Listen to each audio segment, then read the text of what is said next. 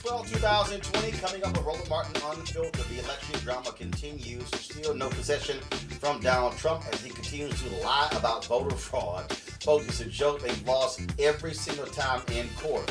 Not only that, Republican efforts to make voting harder continue in Georgia as we head toward those two crucial Senate runoff races. Also, COVID-19 cases are surging at an unprecedented rate across the country. Some states, let's see here. All right, folks, some states like Texas seeing all-time highs. Also, Councilwoman Joyce Bate is going to talk to us about the future of the Directional Black Caucus. It's time to bring the funk. Roland Martin Unfiltered. Let's go. He's got it. Whatever the miss, he's on it. Whatever it is, he's got the scoop, the fact, the find. And when it breaks, he's right on time and it's rolling. Best believe he's knowing. Putting it down from sports to news to politics. With entertainment just for kicks, he's rolling. It's on go, roll, y'all. It's Roland Martin, yeah.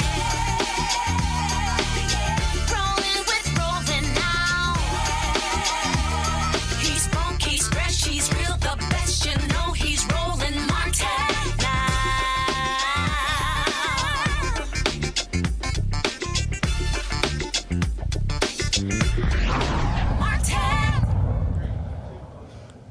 All right, most people on both sides of the aisle know that this election is over.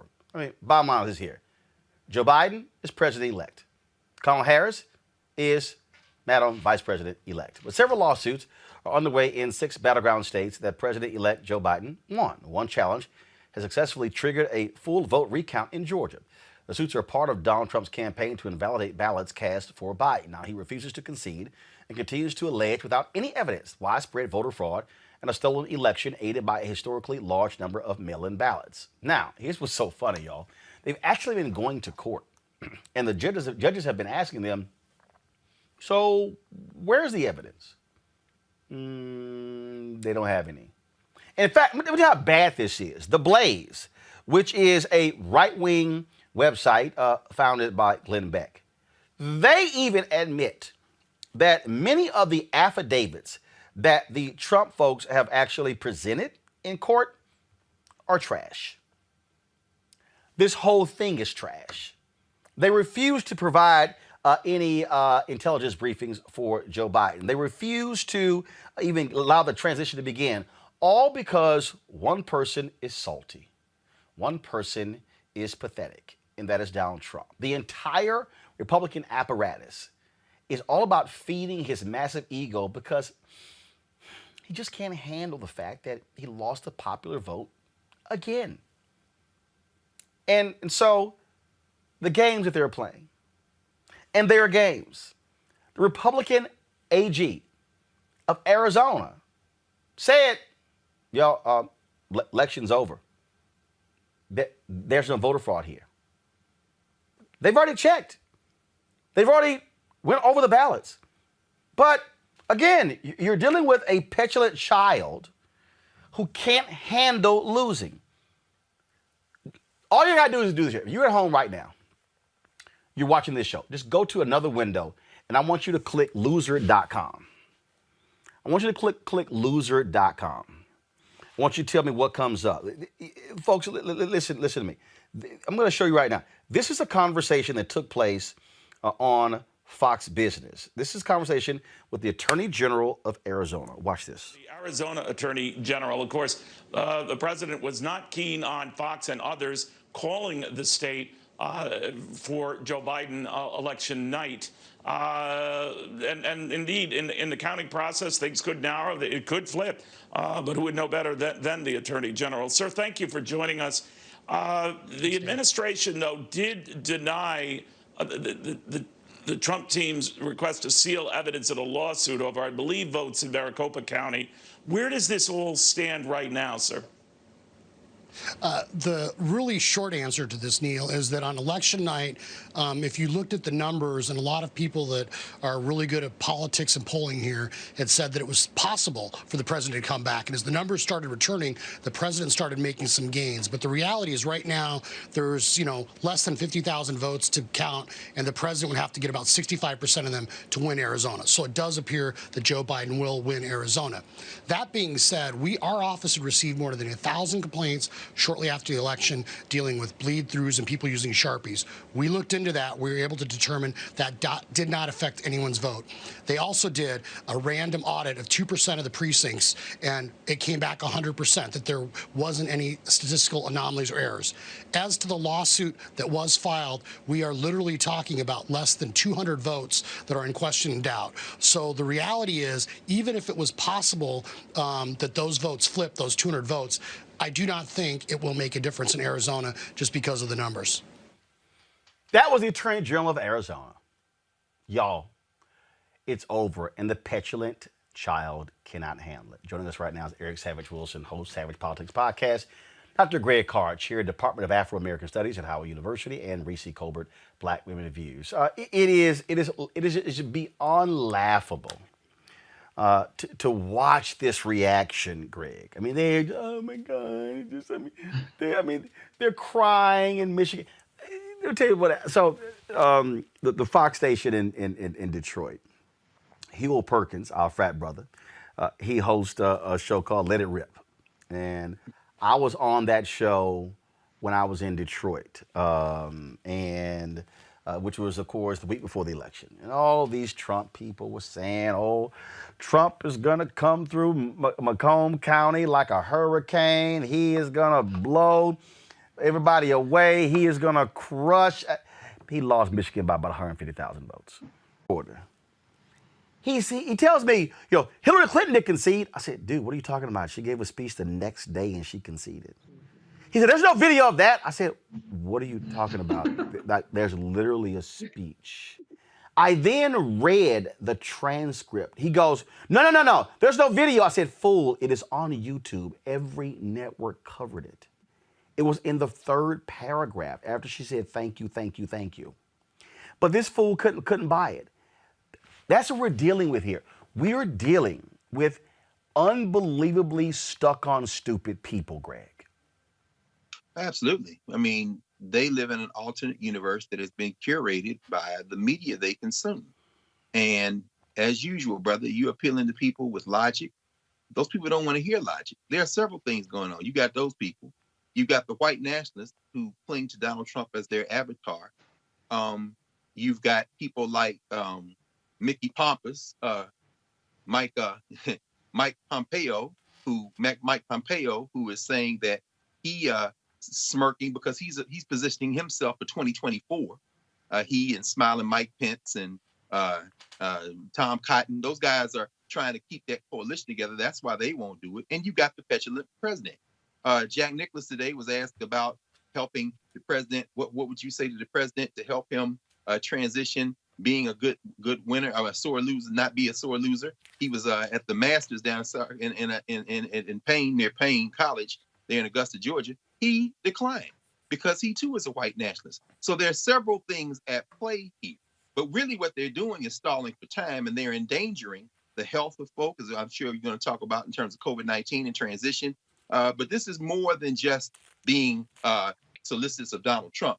These folks want Donald Trump's white nationalist voters, that 71 million, to vote for them in 2024. And a lot of them, that's why they don't want to get into it. But, we'll see. We'll see if this is a gamble worth it. After all, it's not like we live in a nation. We live in a white nationalist settler project that we're fighting desperately against, and they're proving it right now. Damn the United States. It's whiteness before everything in this. Rishi, I had someone who called me today, and they said, but is he going to concede? I said, I don't care. I said, he doesn't have to concede. I said, 69 days from now, his ass is gone.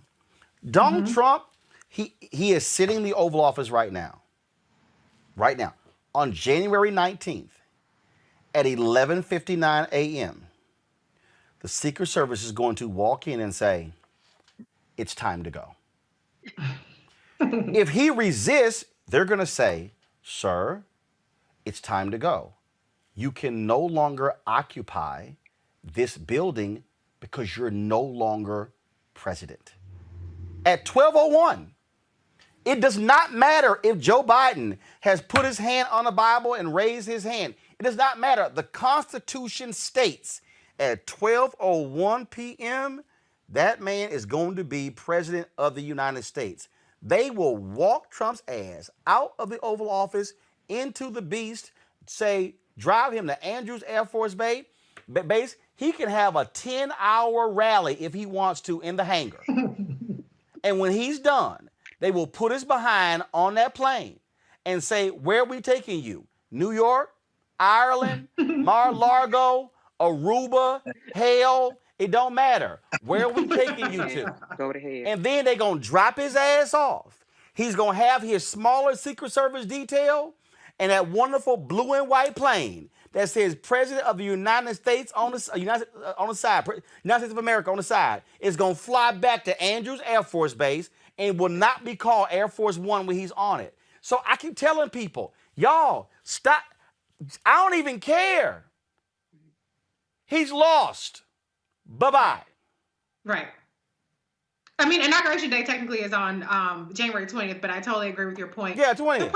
The problem isn't so much that Donald Trump, whether he concedes or not, but what is genuinely a problem is the obstruction from the Trump administration in terms of a smooth and peaceful transition of power. We know that there isn't going to be this armed coup, but nonetheless, we still need these government agencies to cooperate, not because they're competent, not because they have any kind of unique skills that would not be present in a Biden-Harris administration, but because lives are on the line. Even Donald Trump's COVID task force has stated that they're not being able to cooperate with the Biden-Harris task force could lead to more carnage. Donald Trump sat there in his inauguration and he talked about American carnage, and he delivered on that. And that's what's happening right now. We might see another 150,000 deaths at the massive escalation that we're seeing of COVID infections. And we're not putting Biden-Harris in the best position to take over and tackle it. And the less that they have to prepare, the less involved they are right now, the more extreme the measures we might have to take come 2021. And I know we all want to get the hell up out the house. And so there is a real consequence to Donald Trump's rhetoric, because you have people like Emily Murphy in the GSA who won't sign transition papers. You have people like Mike Pompous, as Dr. Carr referred to him, who are holding back correspondence from foreign leaders. These are all things that put us behind the 8 ball. Luckily, we do have an administration that will be coming into power, like you said, no matter what, per the Constitution, that is competent, that is ready, that is able, that will listen to science, and that's been there and done that. So that gives me confidence, but we cannot let Trump off the hook for the obstruction, and I will say treason against the United States, because he is obstructing the will of the people. 76 million people and counting. I mean, look, here's the deal. He's an ass. He was an ass before. He's an ass. We got elected. He's going to be an ass when he leaves. But the thing is this here. Again, we knew what he was going to do. He made that perfectly clear. So all he's doing is doing exactly what he said he was going to do. It's no surprise to me that Jack Nicklaus has no courage to say, it's time for you to go ahead and go, because they don't want him to go. Erica, they want the madness to continue. Mm-hmm. They want that. Okay. I mean, this is who they are. This is what they are all about. And so that's what the whole deal is. And I think what people, like yesterday, Erica, on the show, I talked about how I need progressives to stop going at each other. Because here's the deal. This is just real simple, okay? The Democratic House is not made up of all progressives. Mm-hmm. It's not made up of all centrists. It's not made up of all moderates or conservatives. No, the Democrats have a majority because they picked up some centrist districts. Mm-hmm. It's a fact, okay? So you got to figure out, how can I sit here and work with folks to get the legislation? The other folk, you can't work with them. Right. Because they're not going to operate rationally. Now finally Senator Chuck Grassley of Iowa says, yes, Joe Biden should be getting national intelligence briefings. Now all of a sudden, Senator Lindsey Graham, who, I'm sorry, as Rochelle Carey said, we ain't giving you a cookie because you now are saying that Joe Biden is the president. No. We ain't forgot what you said last week on Fox News, Lindsey. We haven't forgot that. But that's who you're dealing with. And when somebody shows you who they are, your deal should go, okay, got you. I'm good. Now I know how to deal with you. I think what has to happen right now is that the folks who support Biden-Harris must be prepared for the reality, Erica, that Donald Trump and his minions are going to draw this out and give no assistance whatsoever until the absolute last second. Oh, sure, absolutely. And this is all thanks to the increased number of white women that said that they wanted for white supremacy to continue, that 55%. Thanks be to God for the 90+% of Black women and the 80% of Black men that said that, no, this is not the direction that we can go in, because as we look at the COVID numbers, we're talking about 240 plus million Americans that are dead, to include a beautiful little Black girl, 5 years old, that died as a result of COVID. When we're also thinking about the still ongoing economic turmoil, we still do not have that CARES package that the House passed back in May of 2020 through the Senate. We also have here in the state of Georgia 2 important Senate elections that will be happening on January 5th, and a plethora of youth voters that will be engaging in the vote because they will be eligible to vote by January the 5th. We're thinking about all of these different things that we have going on, and not to be surprised that we have now people that are finding their cojones and trying to step to the plate to say, well, yeah, he does, in fact, President-elect Biden does need to receive his presidential daily briefings. Hell yeah, he needs to be receiving them, because the functioning illiterate person who is occupying the White House has not been reading them for over 4 years now. So there is this real exhaustion that the country is feeling, particularly when we're seeing that we have hundreds of thousands new COVID cases, when we're seeing people that are being hospitalized, ICUs at maximum capacity. So of course we do expect for the person who brought in the circus to leave with circus in tow. But I think that this is where people have to take stock and have to really own how being engaged in the vote is critically important. That, and also to remember that people that are not only on the federal level, but people that are on the state level, and I know we're going to get to this later in the show when we're talking about State Representative David Clark, who's pushing for more restrictive voting around wanting to call the Georgia State Legislature into session so that they can make sure that people can't be invalid folks that with the assumption that people are going to be moving to Georgia in a flurry because of the Senate elections that we have coming up in January. So people just need to remember these names like Lindsey Graham's, like State Georgia Representative David Clark of District 98, that these are the people in the midst of everything that we have going on in the country that still wanted to block and drag out what is a final election. We're just waiting for it to be certified. But these are the people who really continue to obstruct, along with the son of a Klansman. And don't forget those people. Remember those people when you're thinking about the state of Georgia, when these folks are up for election again in 2 more years. Think about that as we move into these different classes of Senate races, as Dr. Carr pointed out last week, that will be ongoing, thinking about not just 2020, but thinking about 2022, 2024, 2026 moving forward, because these are people that said that your life be damned, we want power. And look, there are people, look, you have folks today, the White House, according to reports, they fired two DHS officials. Well, this is a statement that was put out today by the Department of Homeland Security. Jeff Bennett with NBC put this out. New statement on election security from DHS. The November 3rd election was the most secure in American history. There's no evidence that any voting system deleted or lost votes, changed votes, or was in any way compromised. Here's what you have right here. You have people who are people of integrity. These are people, Greg, who are saying, I'm not getting caught up in that. These are people who are saying, I am career workers. You have these people, all these, the D state. There are people who are public servants. There are black people, white people, Latinos, Asian, Native Americans who say we serve no matter who is sitting in the Oval Office. These folks on the right, they want to assail all of these folks. They will rather, just like in the Civil War, they will rather burn down this whole thing in order to protect white supremacy. And that's exactly what they will do. Reese and Erica have laid this out in terms of the consequence.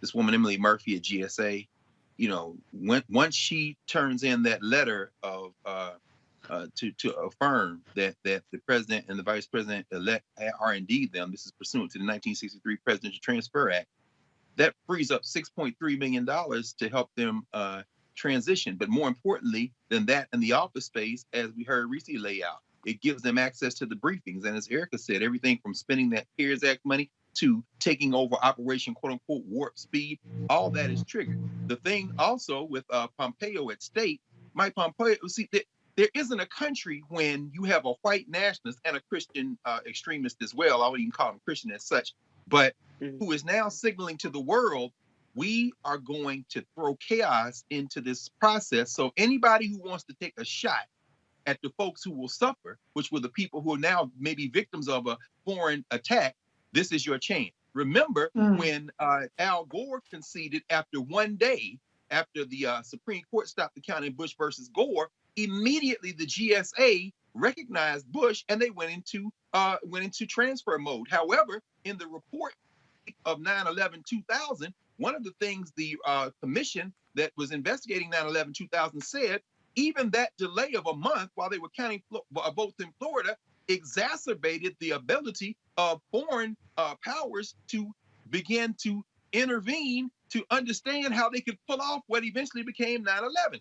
This is the time the country is the most vulnerable. Forget red and blue, forget Democrat, Republican, forget your ideology. Understand that if something blow up in a mall or a plane drop out the sky, you can look at this clown who's going to be somewhere running from the law, and you can look at every one of those white nationalists who don't give a damn about you, but has their eye already on the presidential primaries in the white nationalist party for 2024. This is the most vulnerable time. This is more than people cracking jokes about a fool who don't want to leave, who's going to be drug out kicking and screaming. This is literally an exposure of the fact, as you said, that they don't believe in anything like America. And one other thing I'll say, I don't know how I feel or how you all feel about this idea of people resigning in protest. Like the person who was dealing with election integrity at the Department of Justice. We know that Bill Barr is an inexcusable clown, but when you leave the space, that's mission accomplished for them. So I'm not sure how I feel about it. You talked about Georgia earlier and how Republicans, they want to go into special session and pass a law to impact the runoff on January 5th. And it was a Republican leader who said, no, we ain't doing that. He's like, we are not doing that. He said, what's going to happen is it's going to sit here and it's going to go to court. It's going to get prolonged. It's going to have no impact. No, we're not doing it. This is what people, and this is what I need our audience to understand. And the reason we're always trying to walk our people through history and present day is it operates the same way. Folks, if y'all actually read the book by Jack Bass on that Fifth Circuit, Unlikely Heroes, what you would discover in that book is, this is what they would do in Louisiana. They would pass a law against school integration. The lawyers would go right to the federal court and the judge would invalidate it. The next day, legislature would pass another law. They'd go right to court, the federal judge would invalidate it. This happened continuously. It happened in states all around the South. That's what we're seeing here. And Reese, what I need our people to understand, and I have been yelling this, I'm actually working on a book deal about this right now. We better understand this white fear. We better understand that as long as Republicans control 31 state legislatures, as long as they control redistricting, as long as they control the Attorney General's office, as long as they control governor's mansions, as long as they control state Supreme Courts, you're going to see efforts to invalidate real voters across these states because they fear losing power and control. We had better be prepared. And I'm not talking about over the next 2 months dealing with Trump. No, this is a white American thing that we're seeing, and it's going to happen state after state after state after state, which is why the Georgia seats are so important. Because if Congress can pass a strong voter bill that actually makes the VRA, the Voting Rights Act, permanent, forget sunset provisions, and put other things in, you're able to overrule what's happening in these states.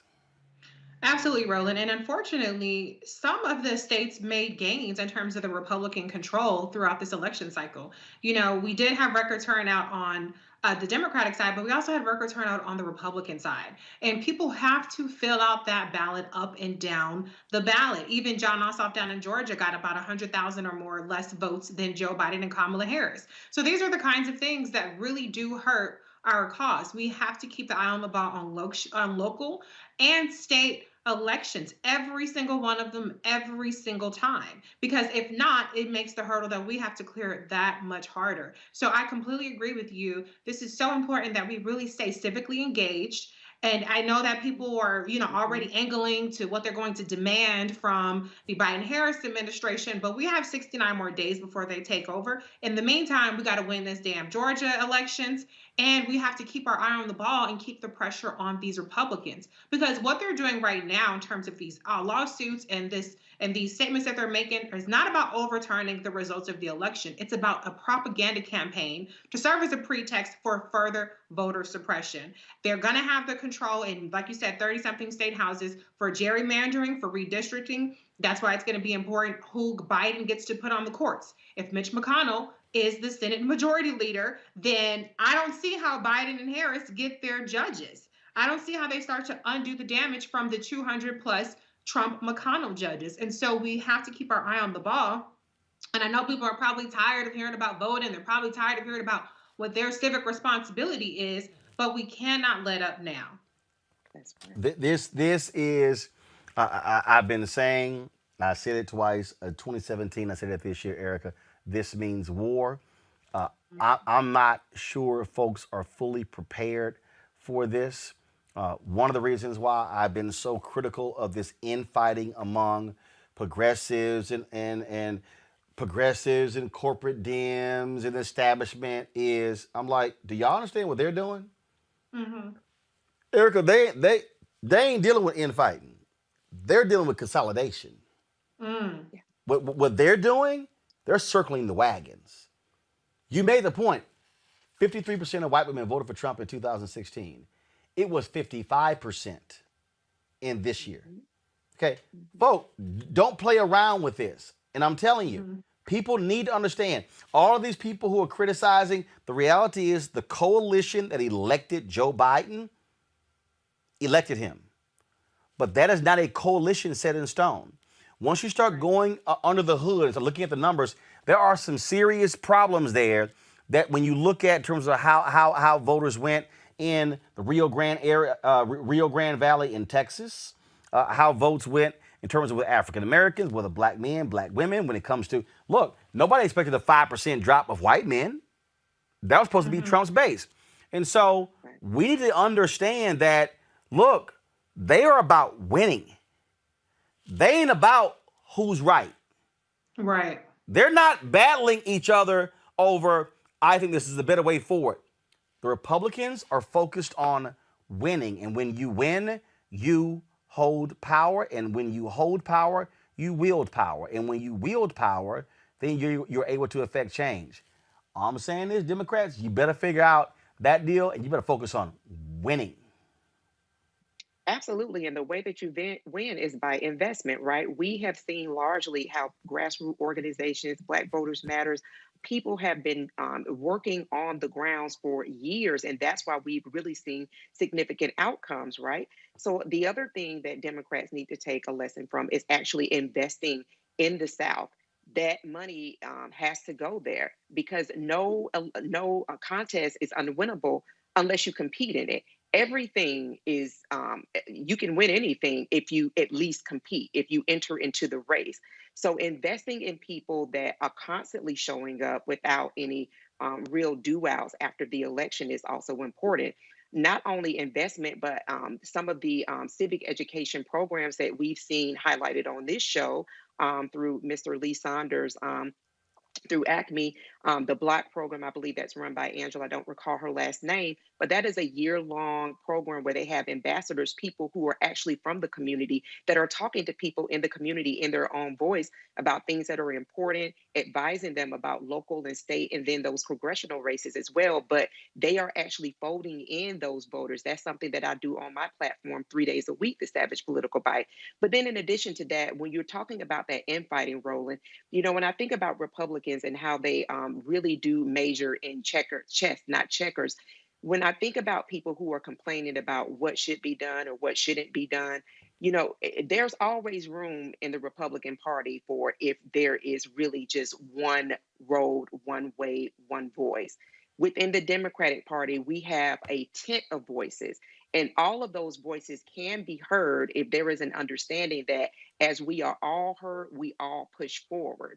But unless that is realized, unless that is something that is really taken to heart, unless people really do have an understanding of that, then they will kind of use the space that's taken up in the Democratic Party as a way to really kind of launch their own branding campaign, which is detrimental to the party, particularly to the base that continues to show up and show out. So to use the time to look at where it is that the Democrats can really make strong inroads, get in and start talking to Black men, and not just once in a while. Make that something that is done at least on a monthly basis or a quarterly basis.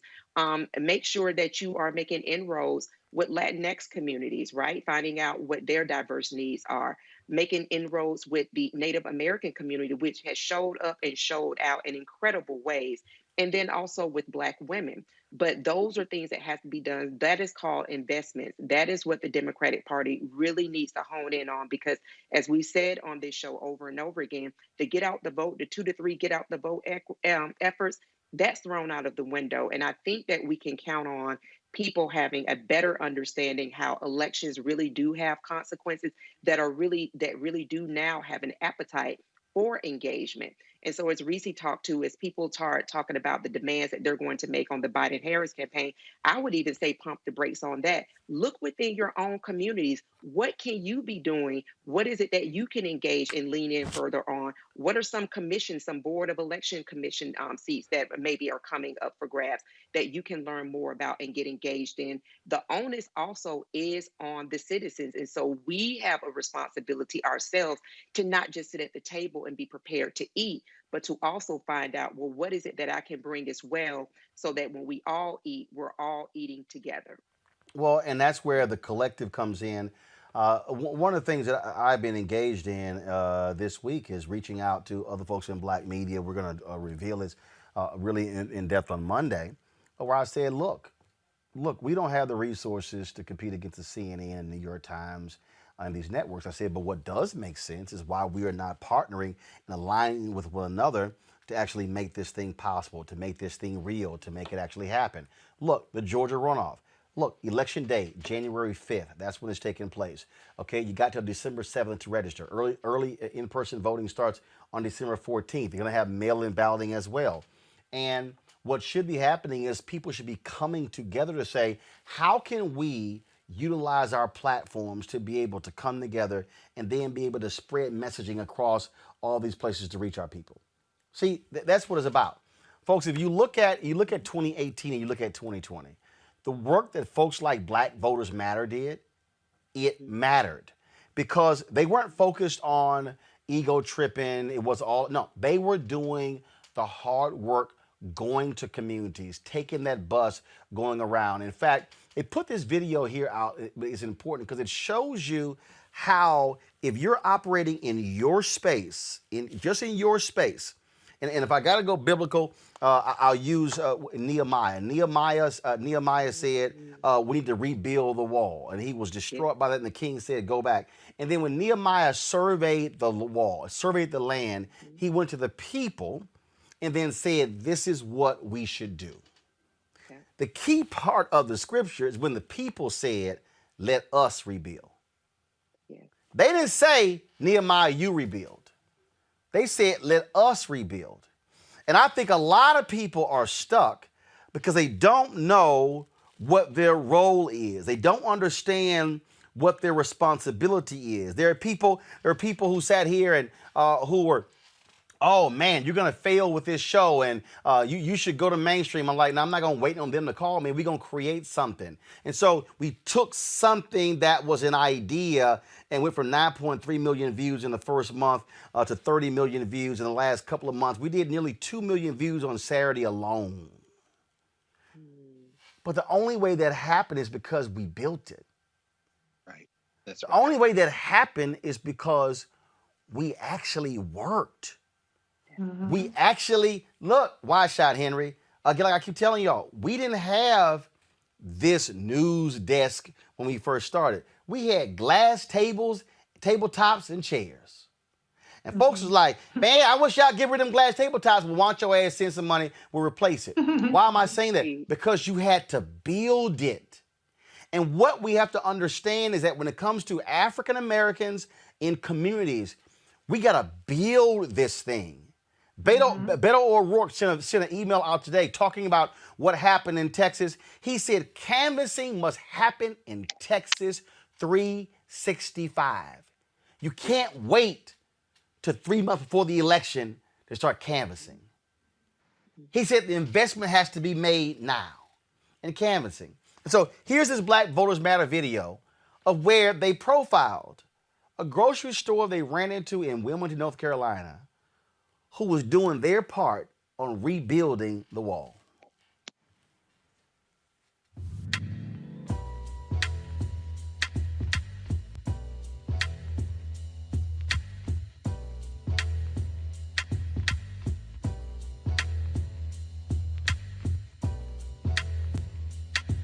So the concept of this store, man, is just an empty building. We hadn't had a black-owned grocery store in this city, so I just took it upon myself, me and a friend of mine, to say let's do it, especially in this neighborhood, this area, bringing fresh vegetables and produce from the black farmers, and just provide different resources and kind of just like a gathering place for us. You know, we got a pool table, we got TVs, we got a bar, beer and wine, got a jukebox on the wall. So just something for the older people and just the whole community to come out, enjoy themselves, sit down, politics, and somewhere for us to buy groceries from instead of, you know, I hate to say it, but the big chains and the Arabs, you know what I'm saying? So a lot of those people come into our communities and take out and don't invest back in. So we're going to put back in. That's what we're here for. Yeah, it's sad, you know, for us black folks. It's not the future for me no more. It's the future for the children. You better get out there and vote. That's the only thing I got to say. You better vote. Because it's very important. Our future depends on that.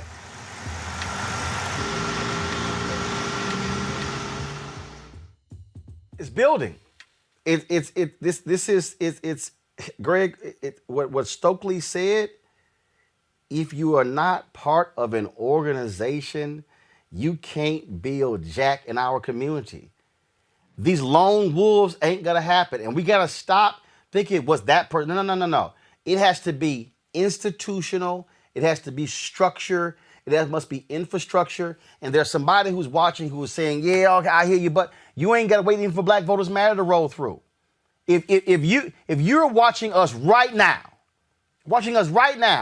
you can literally canvass your street.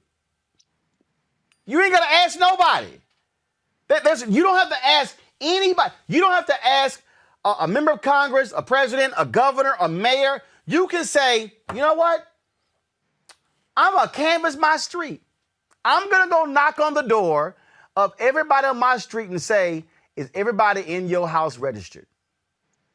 And if not, we're going to make sure it happens.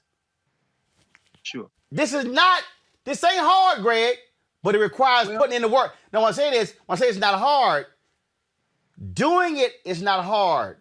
But it requires you have to be willing to put in the work to make it happen. Well, the only reason I reacted like that, Roland, is because when you showed us Black Voters Matter, and of course, Natasha Brown, you've had her on before anybody. The Democratic Party is in trouble in this regard, I think. And this won't be easy for some people watching to hear.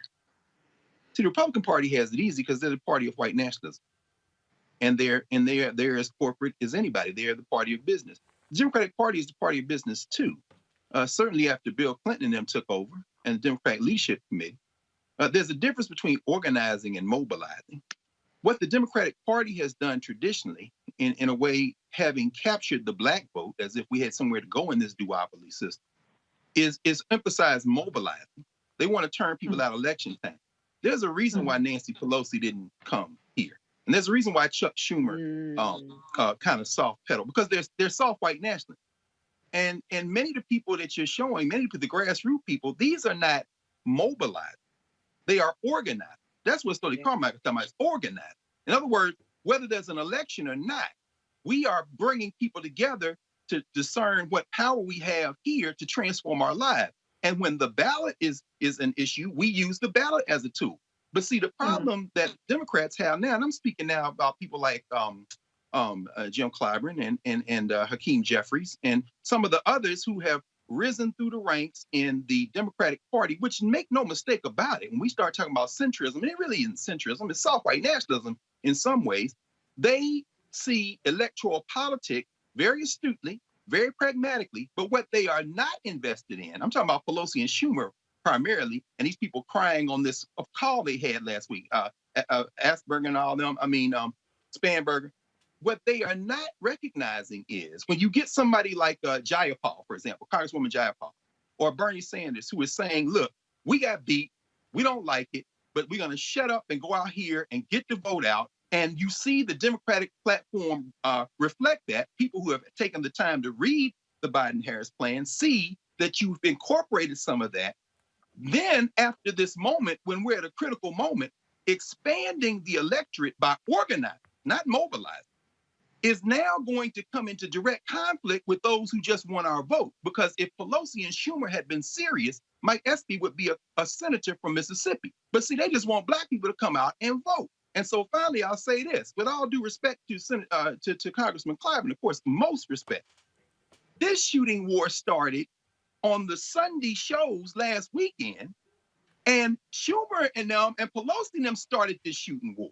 Now, I'm not one who is inclined to fall in line with people who haven't proven that they'll do anything other than chase them phantom white across the aisle hard white nationalists every time they win an election. The Democratic Party got to wake up to the fact that the people they need to be looking to are the people they have always ignored, and they need to transform the South and get out of the way of those people, because if you lose them this time, you're going to lose the next presidential election, and we're going to get somebody who come back around and make Donald Trump look like the good old days. Be every bit as racist as Trump with a smoother delivery. And these people are not going to come out again if you sell them out this time. I'm sorry, Roland. Right. No, you're right. And see, Reese, here's what I'm arguing. Actually, it's not about the Democratic Party. Right. Because what I'm arguing is, and granted, you take the city of Houston. Yeah, you can say elections, they're really D versus R, but they're actually nonpartisan. You don't run as a Democrat. You don't run as a Republican, okay, officially on the ballot. Now, you could say Sylvester Turner, he's a Democrat, and his opposition is a Republican, Tony Busby, who ran. But bottom line is, you don't run as a DNR. What I am arguing to our people is what we're laying out. What I'm talking about this notion of, I keep saying, a third Reconstruction. Because this show was not launched to be a vehicle for Democrats or Republicans. Why? I got Republicans on here. I'm not dumb. I know I can look at Biden, Trump, and go, hell, which one is better for black people? That ain't hard. And I can go through those issues. But the thing is, and I said this today to some people go to the live stream we did with the American Heart Association. I said it's very simple. If we are not about taking our institutions and leveraging our institutional power, then we're going to the table as individuals with no army to back up. But so what I'm saying is, as we're sitting here, we can sit here and say, all right, Georgia, Warnock, OSOF. All right, organize and mobilize, because organize comes before mobilize. Right. Organize and mobilize to put them in, but then if you're successful, then you come back and say, you do know we still are organized, which means that we want these things to happen, because if they don't, we now are going to mobilize to make this happen. I'm arguing, unless you do the organizing part, you can't mobilize a damn thing. I totally agree, Roland, and that's where it's that's where people say that voting is not the silver bullet at all whatsoever. But to Dr. Carr's point, I just want to add, though, Dr. Carr, and I'm sure you would agree with me, there's a white nationalist and white supremacy problem on the progressive side as well. Oh, yeah. So that is why I do not subscribe to any particular label, because what I've seen, particularly as a Kamala Harris supporter, is how these litmus tests go out the window when it comes to a Black person that's threatening the white supremacy within the progressive movement. I, for one, am a person who supported Medicare for All. I, for one, am a person who supported a lot of the ideological things that are being pushed by progressives. But then when I see progressives weaponizing that label against Black people that have been working for my best interests so that they can prop up, they are the ones that I've seen, not all, but they're the ones that I've seen that are the ones that are accepted as progressive, like Andrew Yang, who says, well, we need to focus more on Ohio and Iowa, which is code for white working class. They're the ones that I've seen that have put an emphasis on class, not racism. And when I talk to them about Black maternal mortality, they say, well, Medicare for All will solve that. It's not about access to healthcare. That's not the only thing that drives Black maternal mortality. It's about racism. And so what I want to have happen in this conversation, if we're going to have the conversation about labels, whatever, as far as I'm concerned, these labels are mostly created by white people to yield those labels against particularly Black people, because white people don't have to rise to the level of proving that they're progressive or whatever the hell label you want to throw out there. So what I want to say is we have a white supremacy problem within the Democratic Party. There's no doubt about that. There's no doubt about that. So let's address it when it comes to everybody involved. When the Justice Dems, for instance, were founded by people who are white supremacists, people who throw around the N-words, one person supports bestiality. You can go look up their Twitter accounts and find this information. Those are not my allies. So I'm just saying, I agree with Roland. Maybe now is not the time to get into a pig fight, but if we're going to have the pig fight, then I'm going to come to the table and I'm going to say, let's talk about what everybody is talking about. Oh, yes. No. See, here's the deal. I agree with you. No, you're absolutely right. I want the fight. One last thing I want to say, though, is the progressives have now cloaked themselves under Blackness. All of a sudden, the progressives, to me, from what I've seen, all of a sudden, they're all super pro-Black, and we're the Black people are the base, when they done shitted on Black people for as far as I can remember. So all I'm saying is, let's just keep it real. If we want to have an ideological fight, let's have an ideological fight, but let's be honest about who's pushing what ideology, and don't just exclude the people are the handful of Black people, like Ayanna Pressley or Ileana Omar, or the people of color like Rashida Tlaib that you want. Okay, you can have a seat at the table in AOC, but then you shit on everybody else who's Black. That's what I have a problem with. So that's all that I want to say about when we talk about progressives. Right. I don't have a problem with progressives, but let's just keep it real all the way around. And here's the deal. We're in full agreement. Right. And my deal is Cori Bush, one of those people you talking about. In other words, that's a hard thing for me to. Cori Bush would say what you're saying to those racist white progressives. I'm with you 100% on that. This is race first. No question about it. And the thing is this here, Erica, what I'm arguing, we're going to have the battle. But bottom line, this is very simple. You can talk all day about we want this and we want this and we gonna demand this from Biden and we gonna demand this from Harris. If your ass ain't got the Senate,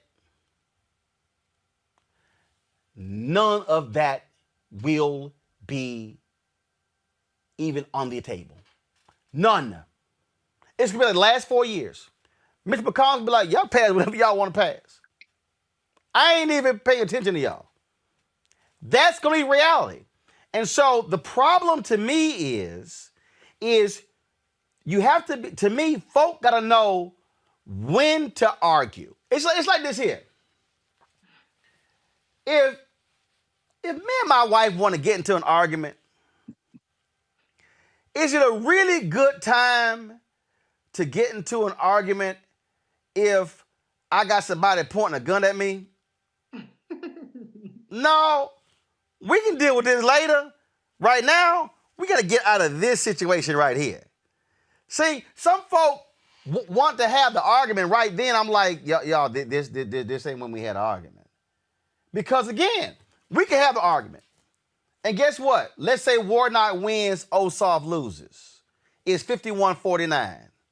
What's going to happen about the George Floyd Act? Nothing. What's going to happen about Voting Rights Act? Nothing. All y'all who thought Ice Cube got $500 billion from Trump, ain't none of that going to happen. Okay, Biden's Lift Every Voice plan, ain't none of that going to happen. Commitments to HBCUs, none of that gonna happen. We can talk, we can just go down the line. So, what folk wanna do? Y'all wanna swing or you wanna win? Cause see, I'm trying to win. Now, after we win, we can throw down behind closed doors. We can swing behind closed doors. I can call you full of shit. I can cuss you out. I can talk about you like a dog. But I'm trying to win. Because when you win, you have power. And when you have power, you get to wield power. Democrats had power under the first 2 years of Obama, and they squandered it. Because they only focused on the Affordable Care Act. That what they should have done is, they should have said, as long as we got power, we're going to do it right now. And if we lose it in 2 years, we got as much as we could. That's all I'm saying, Erica. We better sit here and understand how serious this is. This is about controlling the agenda with power. Absolutely. This is all about a power grab. I think it makes it a little bit more difficult when you have folks like Matt Dow that are throwing gasoline on the fire, right? This is something that Black people have known for quite some time, that this election and many elections to come and many elections before that were literally about life and death. But when you have people that are constantly goading you via social media and erasing you, which is something that we are very much so accustomed to in this country as Black Americans, that begins to get a bit old, particularly when you look at all of the efforts that happen through grassroots organizations and organizers to get people to the polls during a pandemic. So in full agreement and definitely hear that, but there has to be some accountability and responsibility for people who perch at the seat of whiteness. And let's also include those folks that are white adjacent, because we have white Hispanics, people who acquiesce to whiteness. So all of those folks as well, we can't not, consider that as well, that they have to come to a better understanding that they actually need to have a better approach, which is making sure that they are really coalescing around people who have been in this country, who understand and really are the bellwethers for what this country what's really happening in this country, to make sure that there is a lifting up, to make sure that there is really a support. And that support is just beyond dollars. That support also looks like feet on the ground. That support also looks like what we've been talking about, engaging in the civic education year round, and not just being on the 6-7 figure consultancy side, collecting money for doing the work that Black folks are constantly doing unpaid. So I think when we kind of look at it like that, then that really does kind of make sense around why people are just really generally tired of always really being talked down to, being talked around, hearing coded language when we're in this period of just real exhaustion. Yeah. Well, first of all, we're dealing with that with coronavirus, and we'll discuss that next right here on Roland Martin Unfiltered. We'll be back in a moment.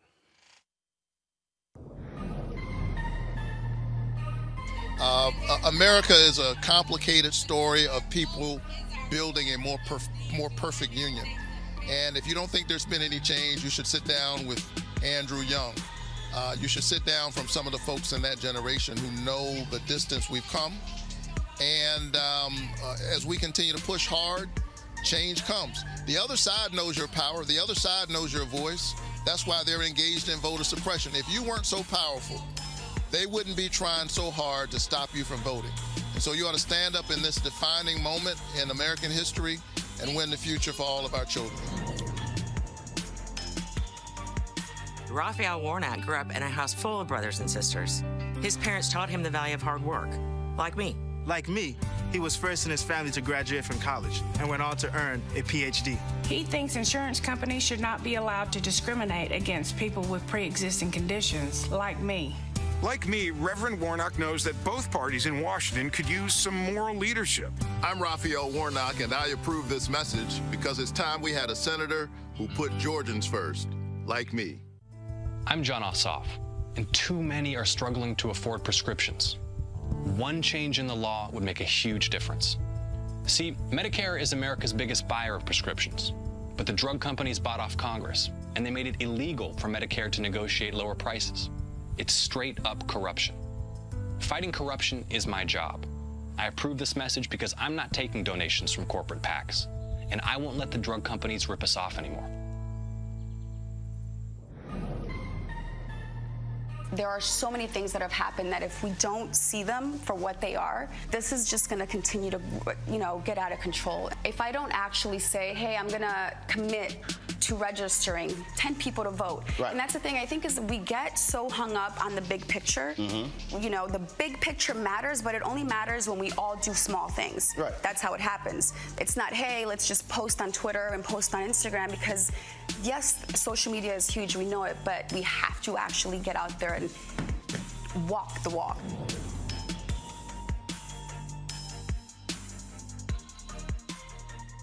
All right, folks, coronavirus continues to explode all across the country. We have about 10.5 million cases nationwide. Texas alone has 1.2 million cases. California, 995,000 cases. The Trump administration really doing nothing. We're seeing, of course, new restrictions in New York City, in Chicago.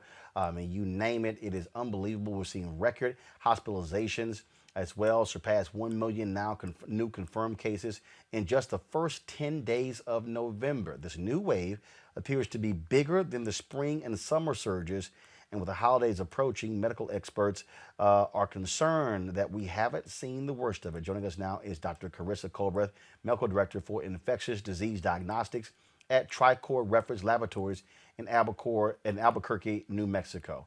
Dr. Colbreth, glad to have you on the show. Dr. Fauci and others kept warning us that this was going to happen, that we were going to see another explosion of cases take place in fall, winter of 2020, and we're here. We are here. We are here. And I think a lot of this has to do with the fact that we did not have all of the early preparedness things in place that were recommended. Mask mandates had been recommended, and some states proceeded with those. Other states did not.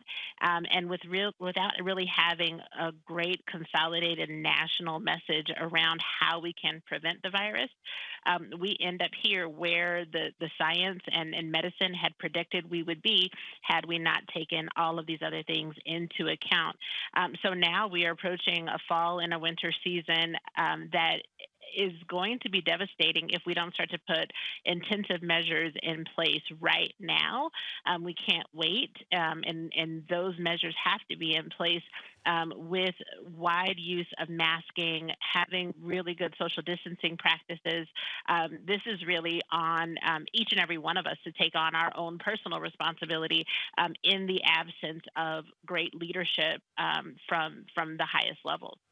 And so, and obviously, we heard the news about the vaccine, but just on Tuesday, the CDC came out and said, my God, wear masks to protect yourself and protect others.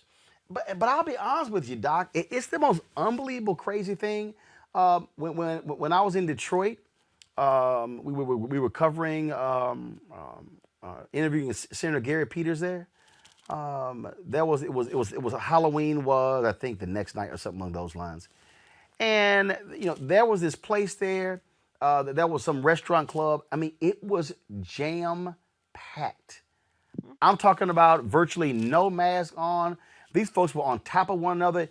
It was as if there's nothing happening in the world. Yo, we good. We just going. And hell, the White House, the 14th aide of Trump, Corey Lewandowski, he now has it. Other folks have it. They were passing that thing around at the White House on election night like it was a blunt. Listen, we are tired of coronavirus, but coronavirus is not tired of us.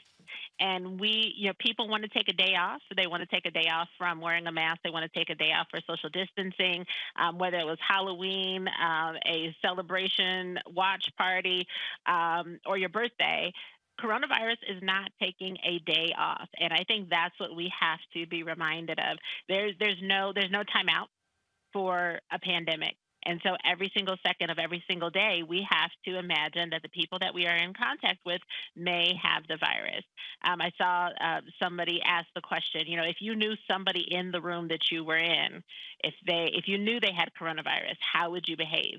And that's how we have to walk into every single room, because it's going to impact us. It's going to impact our family. I was looking at some data today from the CDC, and it was absolutely devastating to see that the highest numbers of cases and deaths in the ages between 18 and 49 were in African Americans and Latinos.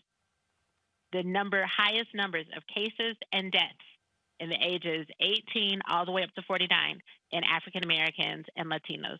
We have to take care of ourselves. We have to take care of our communities, especially as we're entering into these colder months and into our holiday seasons. Things will look differently, but they'll look different this year so that we can get back to a better sense of normal next year. But coronavirus isn't taking a break. So, Doc, the perfect example. So we've got 2 weeks from today. 2 weeks from today is Thanksgiving, okay? And folks are making decisions. Would you tell families, black people listening, look, my nephew Chris is 13 years old today. My brother Reginald is 53 years old tomorrow. My birthday is Saturday. I'm 52 on Saturday. My mom's birthday is November 30th. We've got a very large family. But what is your advice to families who are saying, man, I don't care about all of this. We haven't seen each other. We haven't gotten together. We're going to get together for Thanksgiving, have parties or whatever. What would you say to them?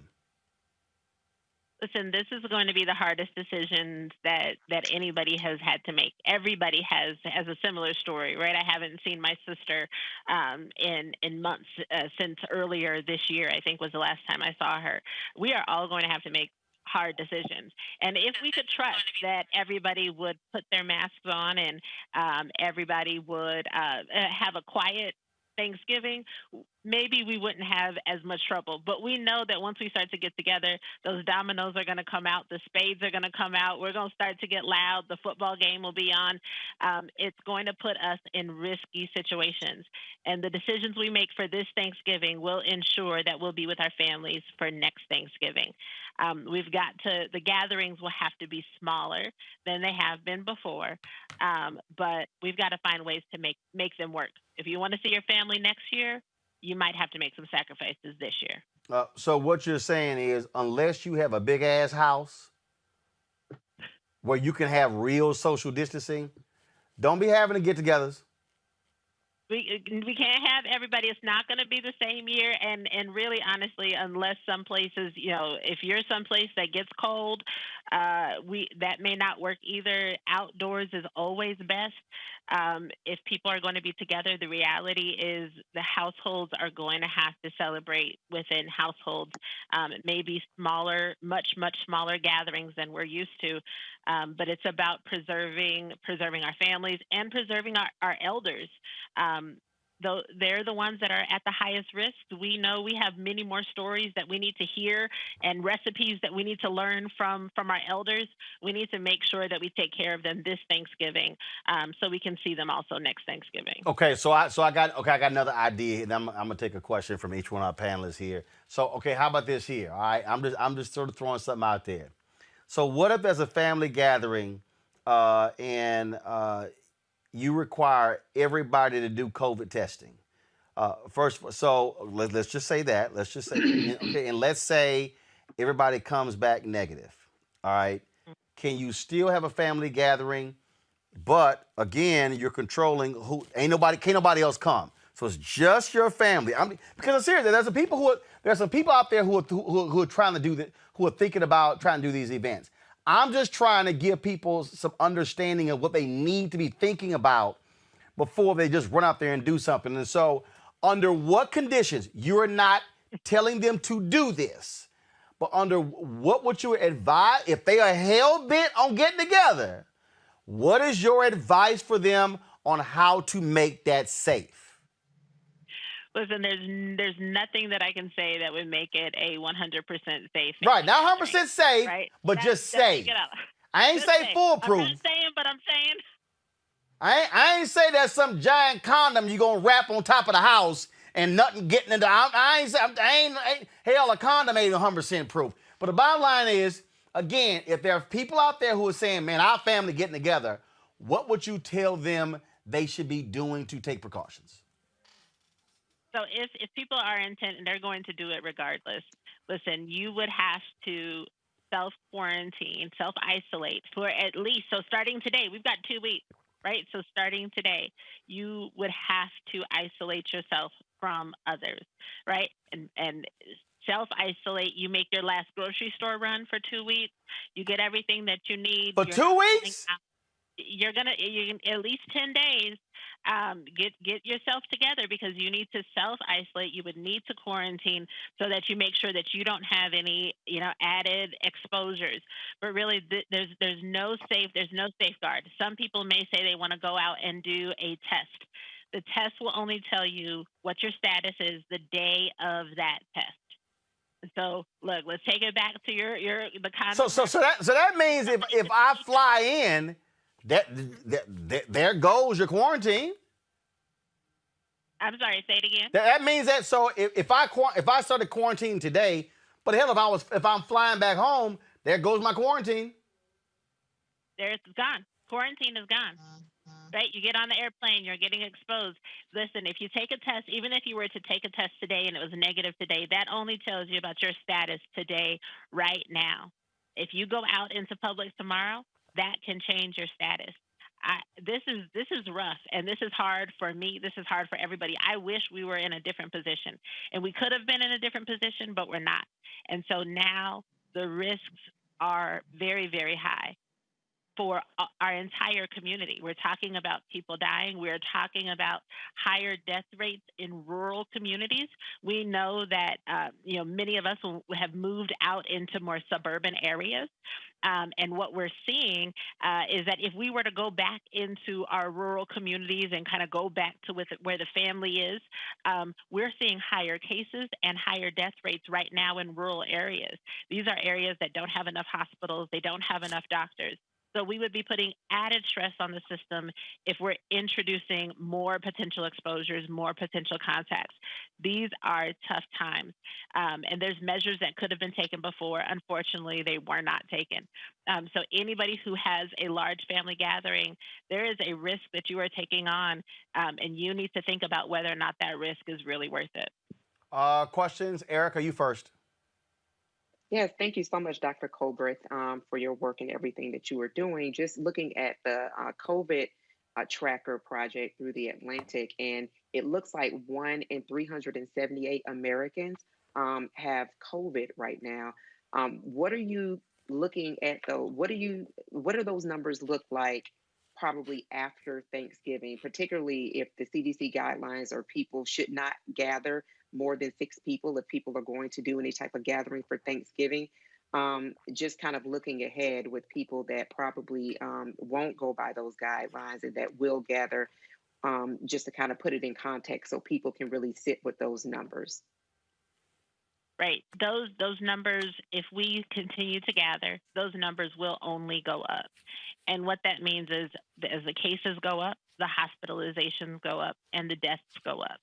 And those are things that we can't afford. And like I mentioned, I need people to understand this is not just something that only the elderly are dealing with.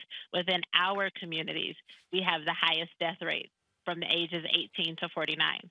So that means your college students, your young parents, all of these people in our communities are dying at higher rates than their white counterparts. So the numbers will only go up. We'll start to see positivity rates go up. It's not a factor of testing. If we tested more people and the numbers were the same, then the positivity rate would go down. It's basic math. As more people become infected, we have to test more people. And so it will be very dire for the country, but for our community specifically, if we don't take precautions this holiday season. Reese? Hi, Dr. Colbreth. My question for you is I've seen a lot of new developments. It seems like we don't keep up in terms of what's mainstream knowledge about what things that we find out about COVID. I'm now seeing that I've seen different reporting that people should be wearing surgical masks and not cloth masks. I've also seen reporting that people should not be wearing the masks that have the little vent in them. I've also seen reporting that face shields without masks are not as effective. Can you just give us a recommendation in terms of order of minimum to maximum protection that you think is available out there? For instance, surgical mask versus surgical mask and a shield. I would just like some clarification on that. Sure, absolutely. I think that's a great question because the information has been evolving. And so, one of the challenges with this is the virus is brand new. So we're all learning together. Surgical mask or a mask with at least 3 layers of protection in it is the most appropriate. Many of us with the cloth mask, there is a place where you can put a filter. There's a little pocket in the cloth mask. I bet most people have not put a filter in that little pocket. So if you have a cloth mask and there's a little pocket in there, the intent is that you put a filter in there, and that will help to filter out some of the viral particles. So a surgical mask or a cloth mask with at least 3 layers would be best. You are correct that the face shield, if it's used without a mask, it really does not have as much benefit. It doesn't have as much value.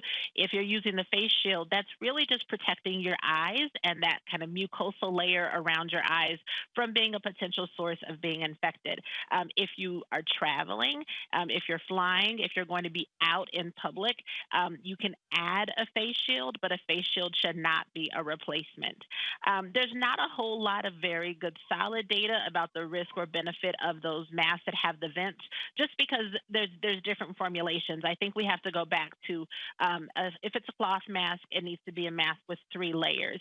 And then they've also been reporting that the neck gaiters, the ones that go up from your neck by themselves, are not sufficient.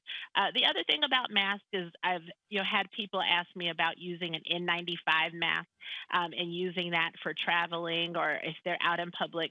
An N95 mask certainly is the gold standard for mask protection, but an N95 mask is incredibly difficult to wear for a long time.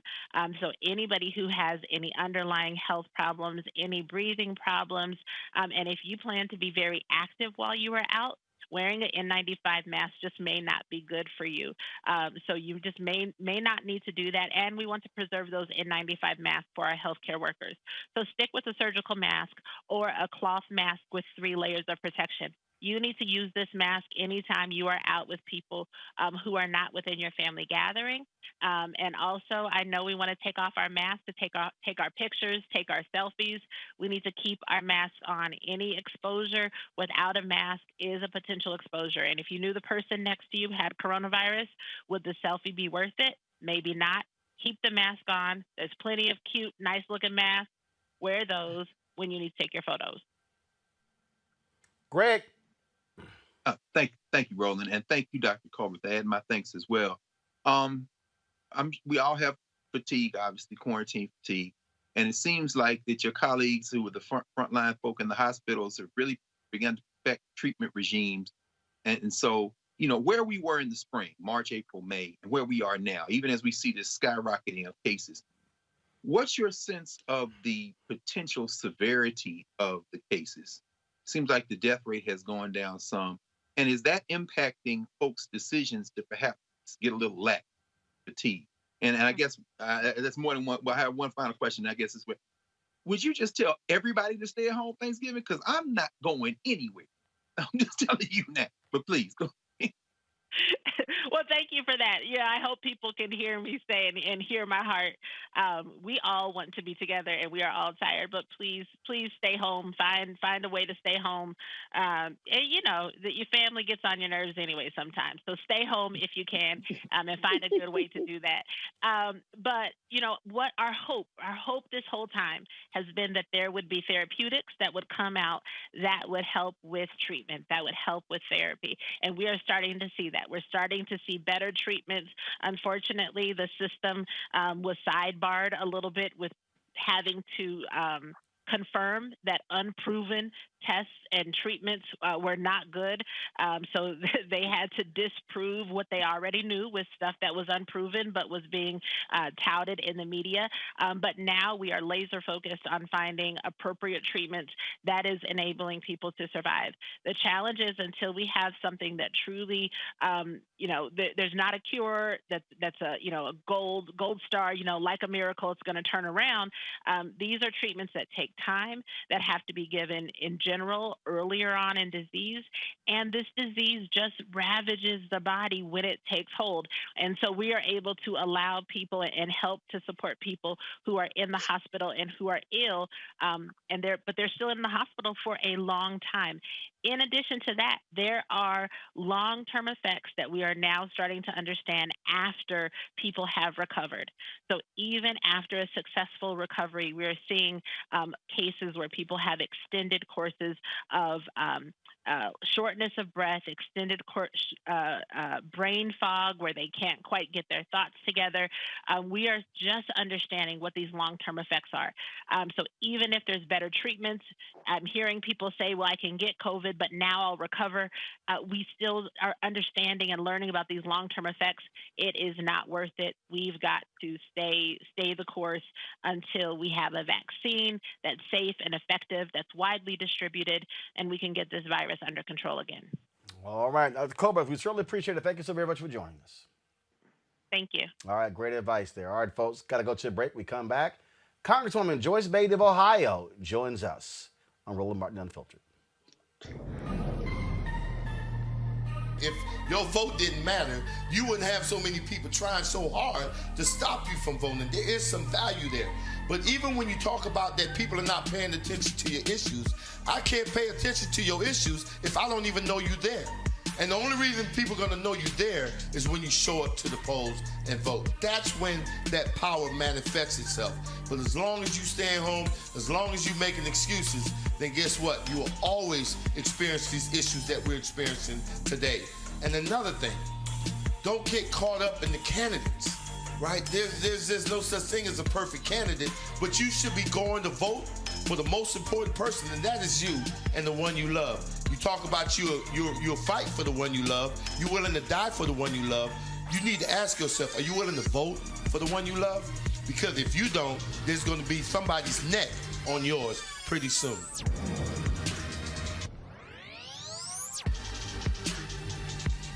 From the day we started this campaign, we made it a priority to talk to Georgians wherever you live. Representative Warnock, so good to see you again. Thank you so much for doing this. So excited about your campaign. Georgia needs a senator who will stand up for health care, who will stand up for Medicare, who will stand up for our children. We need leaders who will not forget who sent them there in the first place. I think he'll stand up for me. We already voted for you. I think he'll stand up for everybody in Georgia. Augusta, Savannah, Valdosta, Columbus. They may be miles apart on a map, but the challenges we face are quite the same. We're completely behind you. Thank you so much for running. It's not about him. It's all about the people. If you elect me the next United States Senator from the state of Georgia, your agenda will be my agenda. Raphael Warnock will practice what he preaches. We're not getting that now. I'm Raphael Warnock, and I approve this message. Hey, well, I'm going to work hard for you, all right? I'm John Ossoff, and the path to recovery is clear. First, we listen to medical experts to control this virus. Then we shore up our economy with stronger support for small businesses and tax relief for working families.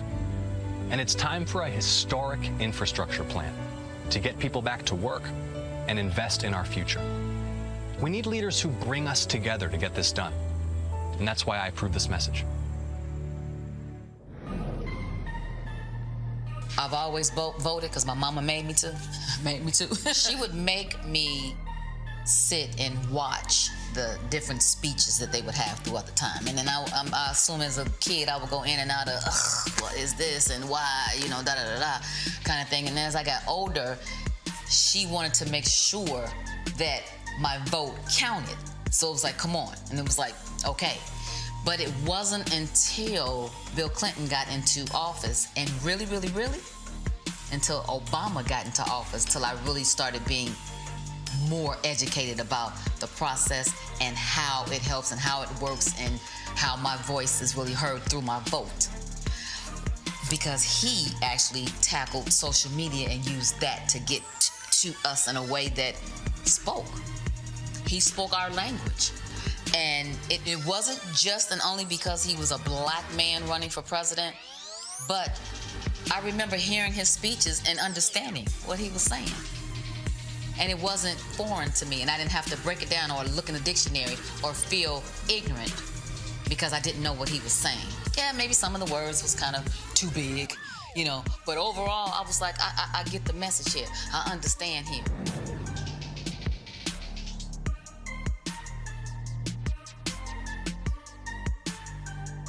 Hi, this is Essence Atkins. Hey, I'm Deion Cole from Blackish. Hey everybody, this is your man Fred Hammond, and you're watching Roland Martin, my man, Unfiltered.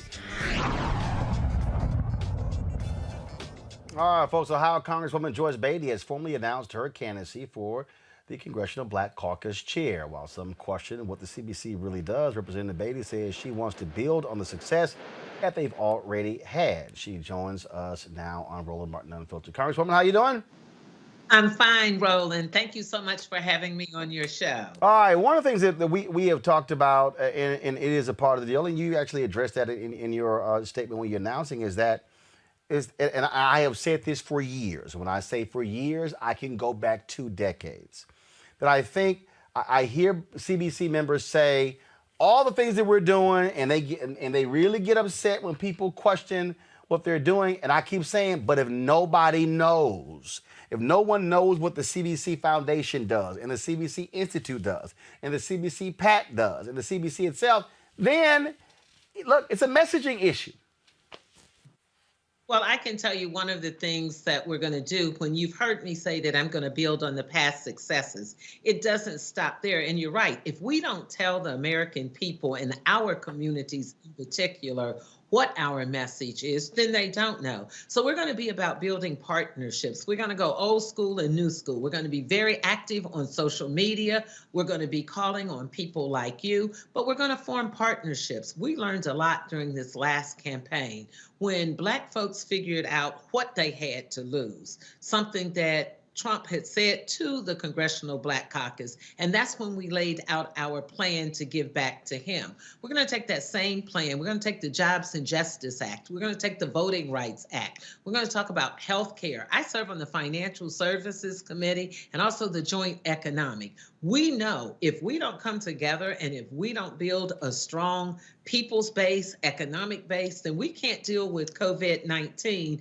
and how disproportionately Black folks are affected.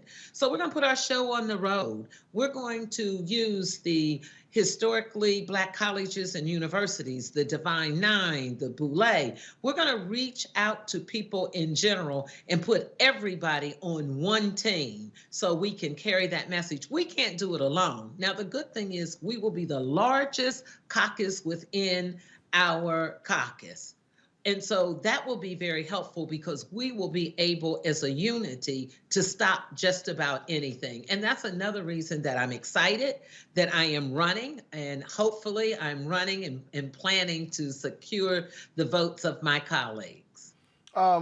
It's very interesting because, people make all these comments, and I see it all the time on our message boards. I hear I travel the country.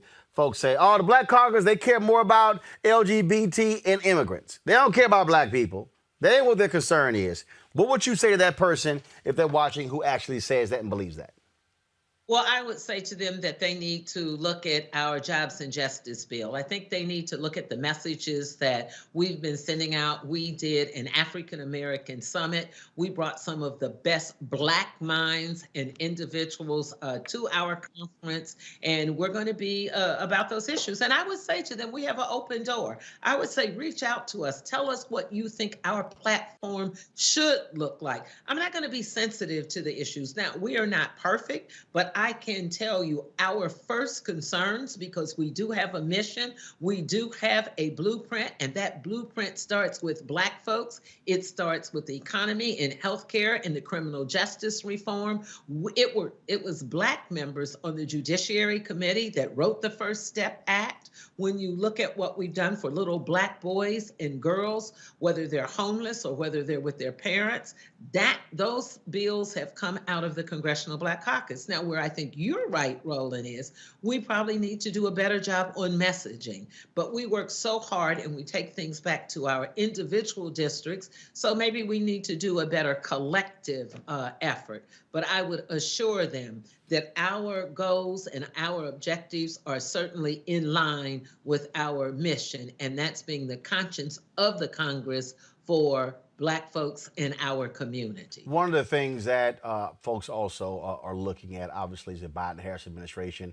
And so what are you and others are doing to ensure there's going to be major Black representation on the advanced transition team, but also when we talk about cabinet and high-level positions, such as chief of staff, legislative director, and those positions? I lost the last part of your Just question, Roland, and that is if we're talking about, I'm not hearing you. Can you hear me now? Can you hear me now? All right. Hold on, so guys. Let me know we get that audio straight, so the Congresswoman can hear me, please. Now you got me. Okay. All right. Yeah. Not sure what happened there, but the question dealing with the issue of transition team, cabinet, high level positions. What are you and others doing right now? Not waiting, but right now, making it clear to Biden and Harris you want to see those folks. Well, I can tell you what we're doing right now. We're very fortunate. Today, we had our Congressional Black Caucus virtual meeting. We have a member of the Congressional Black Caucus who's on our executive team. He did our census work, and that's Congressman Stephen Horsford. We have our own Congressional Black Caucus transition leadership. We also are very fortunate on the inside as the co-chairs. We have two of our Congressional Black Caucus members, Congressman Cedric Richmond and Congresswoman Lisa Blunt Rochester, who are intimately involved. We have direct dialogue with them. I can also tell you that I am fully engaged in the transition process. There are weekly meetings for us. I don't think it's a mistake when we look at the appointments that have already been talked about or made. I think when you look at COVID-19 and the task force that President-elect Biden has put forward, to have Nunez Smith, a bad sister, a Black woman, who is leading up the task force where Black folks are disproportionately affected with COVID-19 and from dying from it. So I think that's a first good step, keeping us alive, and to have a sister in that place. There are a whole host of lists that are coming out. And as we all heard President-elect Biden say to the nation that Black folks had delivered for him, had his back, and he will have our backs, I can assure you we will not be delinquent or shy about what we will say to him.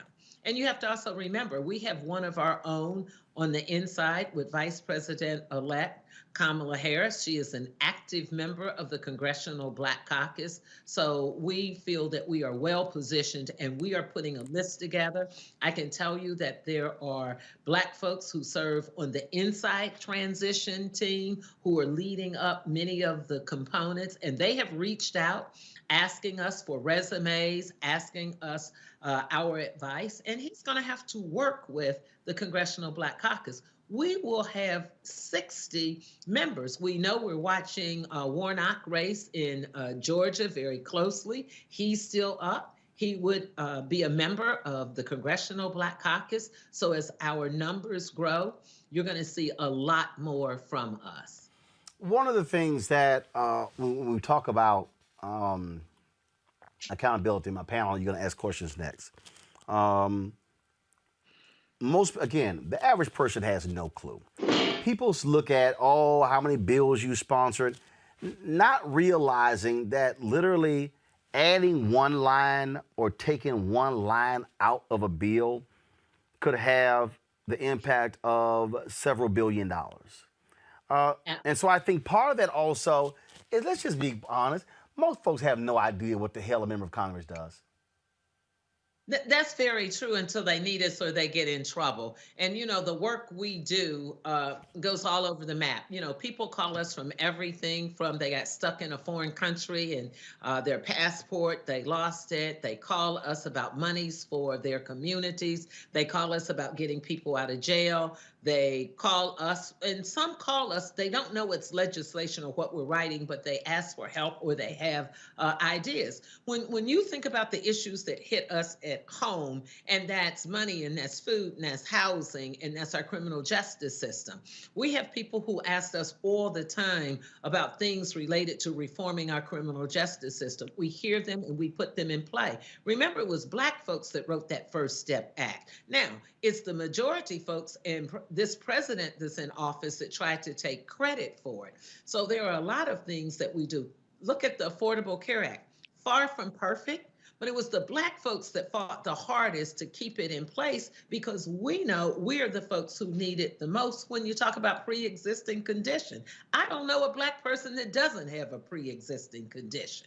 And I certainly know if you have a child that's 26 years of age or under and they can stay on your insurance if you're working, it costs a lot less than if they don't have insurance or if they have to get it themselves. So there are a lot of things we are doing, and I think you're right. I have a bill now. I don't talk about bill numbers. I can't even remember all the bill numbers. But when I put a clarion call out to say that Trump wanted to stop all diversity and inclusion training, he didn't want Black people to be trained. He didn't want majority companies and the federal government to train us. So that way, those who want to open up to hiring people who look like me and you wouldn't do it anymore. People understood that when I said he tried to stop diversity and inclusion training for Black folks.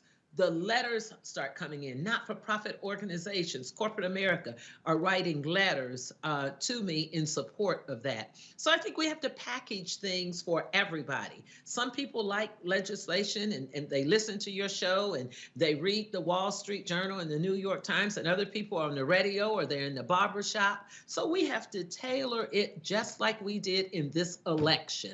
We tailored it for Black folks to get out to vote in a fashion that they could understand it. So I think I'm going to borrow from that if I'm successful. Questions from my panelists. Let's see. I'll start with you, Reese. Hi, Congresswoman Joyce Beatty. I am so encouraged by everything that you've mentioned in this interview. Particularly, you're talking about packaging things because a lot of people really want this information to fall under their lap. And I believe, as you said, the Congressional Black Caucus is the conscience of the Congress. Can you, for the people out there that really don't understand the level that the CBC has contributed to the advancement of Black people in our society in general, can you just name one or two particular accomplishments that really the CBC doesn't tend to get credit for? I know you've talked about the First Step Act. Medicare for All, for instance, originated with Congressman John Conyers, who was the first person to introduce that. But I think a lot of people truly underestimate the level that you all have contributed to our society. And it would be nice to have one or two talking points to take to people when they do question, what has the CBC ever done for Black people? Well, thank you so much. And you mentioned a few, but let me also share this. When we hear about housing and how important housing is to us, whether that's public housing, Section 8, whether that's home ownership or whether that's renting, right now in the midst of COVID-19, we had to make sure that people weren't evicted. We had to make sure that those who could not pay their mortgage wouldn't lose that home. That was Congresswoman Maxine Waters, who is the chair of the Financial Services Committee. When we talked about bringing the banks in because they were not giving loans to people because we didn't have people who looked like you and I or women in corporate positions because they refuse, even though there's a part of our legislation in Dodd-Frank that requires them to be transparent. They didn't do it. That's my subcommittee that we brought those banks in, and now they're doing that. When we think of criminal justice reform, when we think of reparations, we hear that a lot. Sheila Jackson Lee has been fighting hard for the reparations bill. When you think of those Black folks that were released, when you think about the fight between crack, cocaine, and how we got those sentences at the federal level reduced, Black members on the Judiciary Committee. When we were hollering impeachment, you had a sister, Congresswoman Val Demings, who brought it right home for us.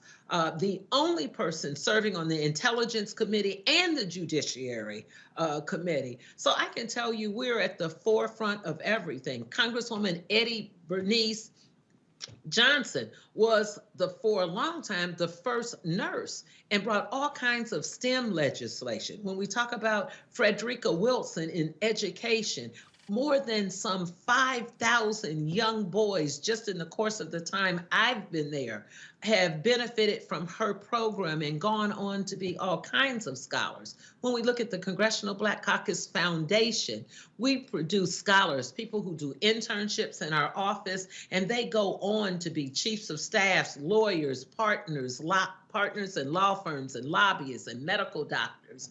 And maybe the problem is we don't tell our story loud enough. And so maybe that's something. I think we should have a CBC 1-hour TV show where we go on and we tell our stories. You know, maybe we need but you know what? Let me jump in there. But Congressman Beatty, here's the whole deal, though. And I did this with TV One's News One now. I did it with this show. I made it perfectly clear that we would have CBC members on these shows. This is what I said: 3 a week. That's 12 in a month. That means that we can actually, and I can even have more than that if we want to. And I'm gonna be honest with you, a lot of CBC members not down with it.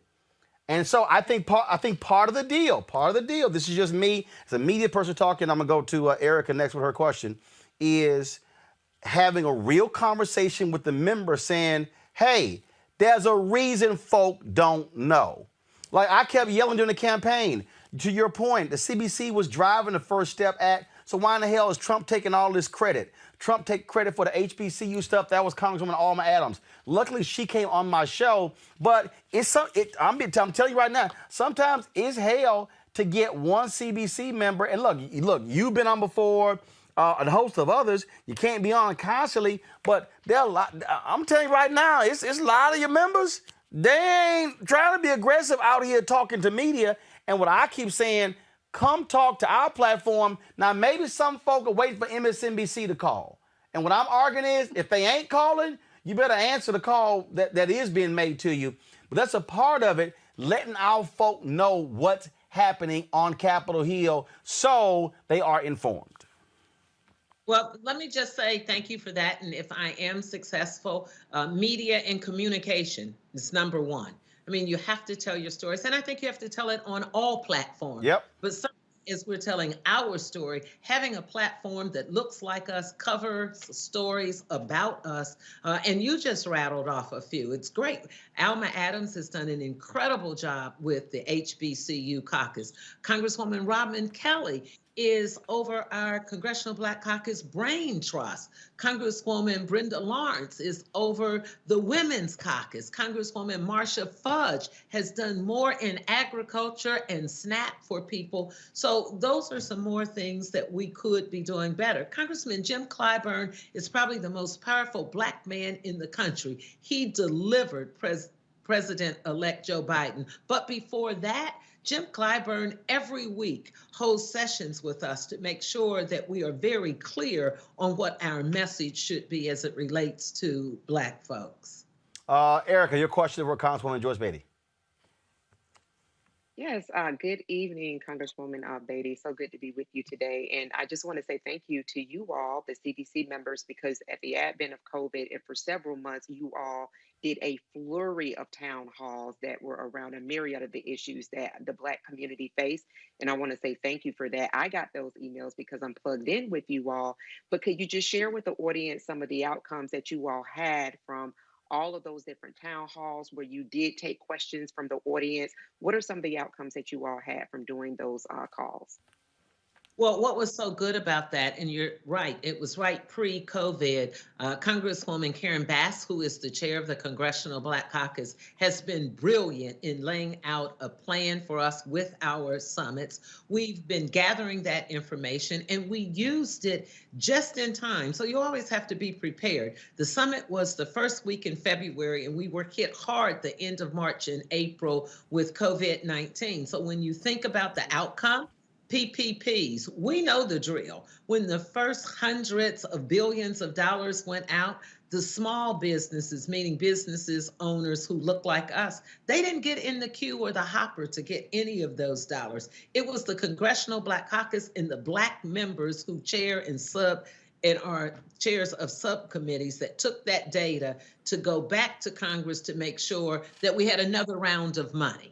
And in those rounds of monies, we were able to allocate dollars to minority businesses and the small businesses, the beauty shops and the barber shops. We were able to do that. Out of that conference, we were able to get the Jobs and Justice Bill, the John Lewis Voting Rights Bill. That is a huge thing. We have been fighting all my life for voting rights, for the right to vote, and we still have voter suppression. So we took information out of that, and Congresswoman Karen Bass and members of the CBC, we're the author of that bill. And as Roland mentioned, the bill's passed the House, but the problem is we don't have control of the Senate, and they could care less about many of our issues. So we're fighting a lot of battles. And while people might not say that they don't know what we're doing, it's kind of like when you come home and all you know is you're eating, but you don't know how hard your parents worked to put that food on the table. So a better job, but we're putting a lot of food on the table for a lot of Black folks. Greg Carr. Yeah. Thank you, Roland, and thank you, Congresswoman Beatty. I'm an Ohio State grad, so the name Beatty rings true in the state of Ohio. And I think the last time I saw you, you were on these airwaves after those police acted a fool in downtown Columbus. So it's good to see you again. Of course, no. Asking about your candidacy, particularly now that the CBC, of course, a quarter of the Democratic caucus, the Democratic representatives in Congress. This new quartet of folk that are coming in, Jamal Bowman, Richie Torres, Cori Bush, Mondaire Jones, saying they're in the tradition of Shirley Chisholm and Ron Denham's, your longtime colleague, of course, John Conyers and others. Does the Congressional Black Caucus have a role to play? I know it does, but how do you imagine the role of the Congressional Black Caucus in helping the Democratic Party stay together? Because it seems to me that the CBC, in addition to being the biggest, is maybe the most diverse ideological caucus in the Congress. So how are you going to herd those cats, Congresswoman Beatty? How are you going to keep everybody together? I think that's one of the best things about this job. And the new members coming in that you've mentioned, I've talked to all of them. They are talented, they are diverse, but they're excited and they're energetic. It's the same thing if we go back in history, and history certainly repeats itself. If you think of a young John Lewis, when he was taking on a Martin Luther King because he thought he was too conservative. He didn't think that he was radical enough. But it was John Lewis who took that microphone 57 years ago during the March on Washington. He pulled back a little in some of his language, but he delivered that message with the same spirit that needed to be delivered. I look at the additional folks who are coming in, it makes us that much stronger. One of the things I can tell you with the Congressional Black Caucus, we are strong, we are opinionated. This won't be the first time people came into our caucus and they came in all excited thinking that they were the entire caucus. They will be a part of our caucus because we are a family. We will stand together, we will fight together, and that's what we will take into the Democratic caucus. They will need us because keep in mind, when we go into the Democratic caucus as a whole, we still have criminal justice issues. We still have housing issues. So what we know, the issues are bigger than us. And the good thing about it, whether you are young and extremely progressive, whether you are a more veteran member, We all are fighting for criminal justice, for the economy, for housing, and for Black folks. There is nothing that is unwavering about that in our caucus. So we just have different ammunition to fight with. That's how I look at it. I'm excited. I've talked to them. They're excited. They're energetic. But here's the other thing. They're also smart. And when they get to Congress, they're going to need people to help guide them, just like I did when I came to Congress. And I can tell you, it was the best thing that I could ever have had, to have a Benny Thompson sit down with me and talk about Homeland Security, to be able to have members who have been there to educate you and wrap their arms around you. That is exactly what I'm going to do as I talk about building on our successes with those newer members who are coming in. All right, Congressman Joyce Maid of Ohio, we appreciate it. Thanks a lot. Thank you. All right, folks, coming up next on Roland Martin Unfiltered, UPS, you can now wear your locks and a beard. Who knew? That others on Roland Martin Unfiltered. Back in a moment.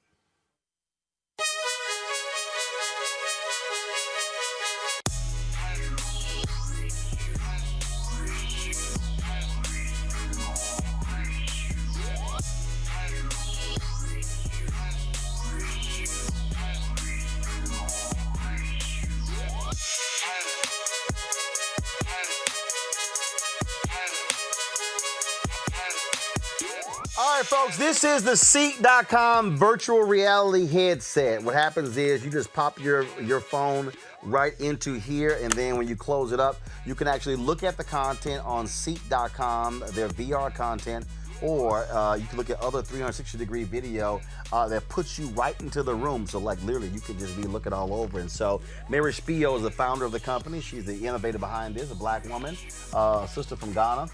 And so that's their VR headset. They also have these 360-degree 4D headphones. A tremendous bass that covers all across your head.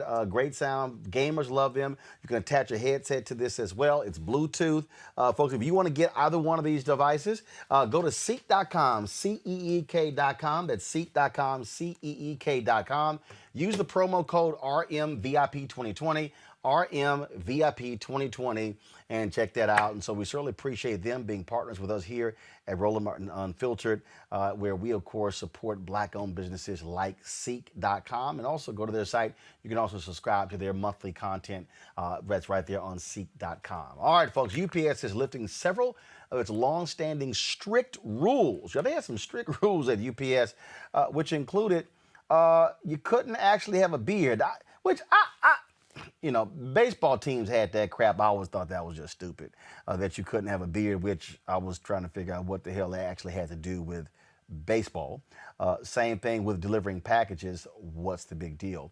But that's the case there. And so they lifted these restrictions, but they did the exact same thing when it comes to hair. And look, Black folks, look at the Crown Act has been passing all across the public, and so they, are lifting those strict rules. Afros and braids were not allowed. Styles, of course, still have to be business appropriate and not pose a safety concern. They're also lifting gender-specific regulations like the length of the uniforms shorts as well. So we're seeing now, of course, it's nuts, Erica, in this country. We got to regulate hair. But look, anti-Blackness has always persisted in this country, and hair is one of those areas.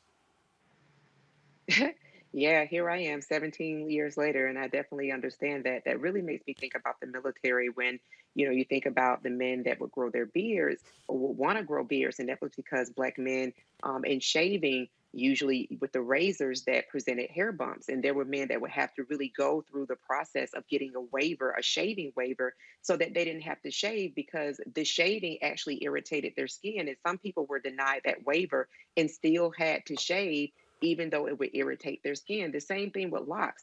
And I would tell people all of the time, this is the way that my hair grows out of my damn head. So, I can't use suave products. The products that I use on my hair are very much so tailored to that of a Black person, which our hair, usually can't be washed every day, right? As our counterparts who do have to wash their hair every day because of the oil buildup.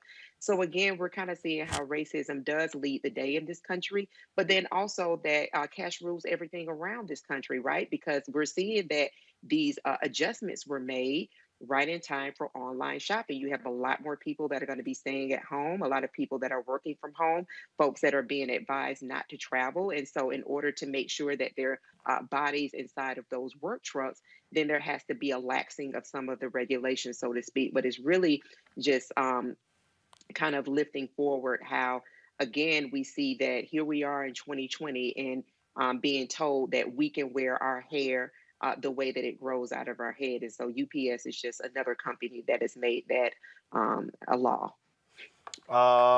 Look, bottom line, look, Reese, Crown Act was passed a year ago.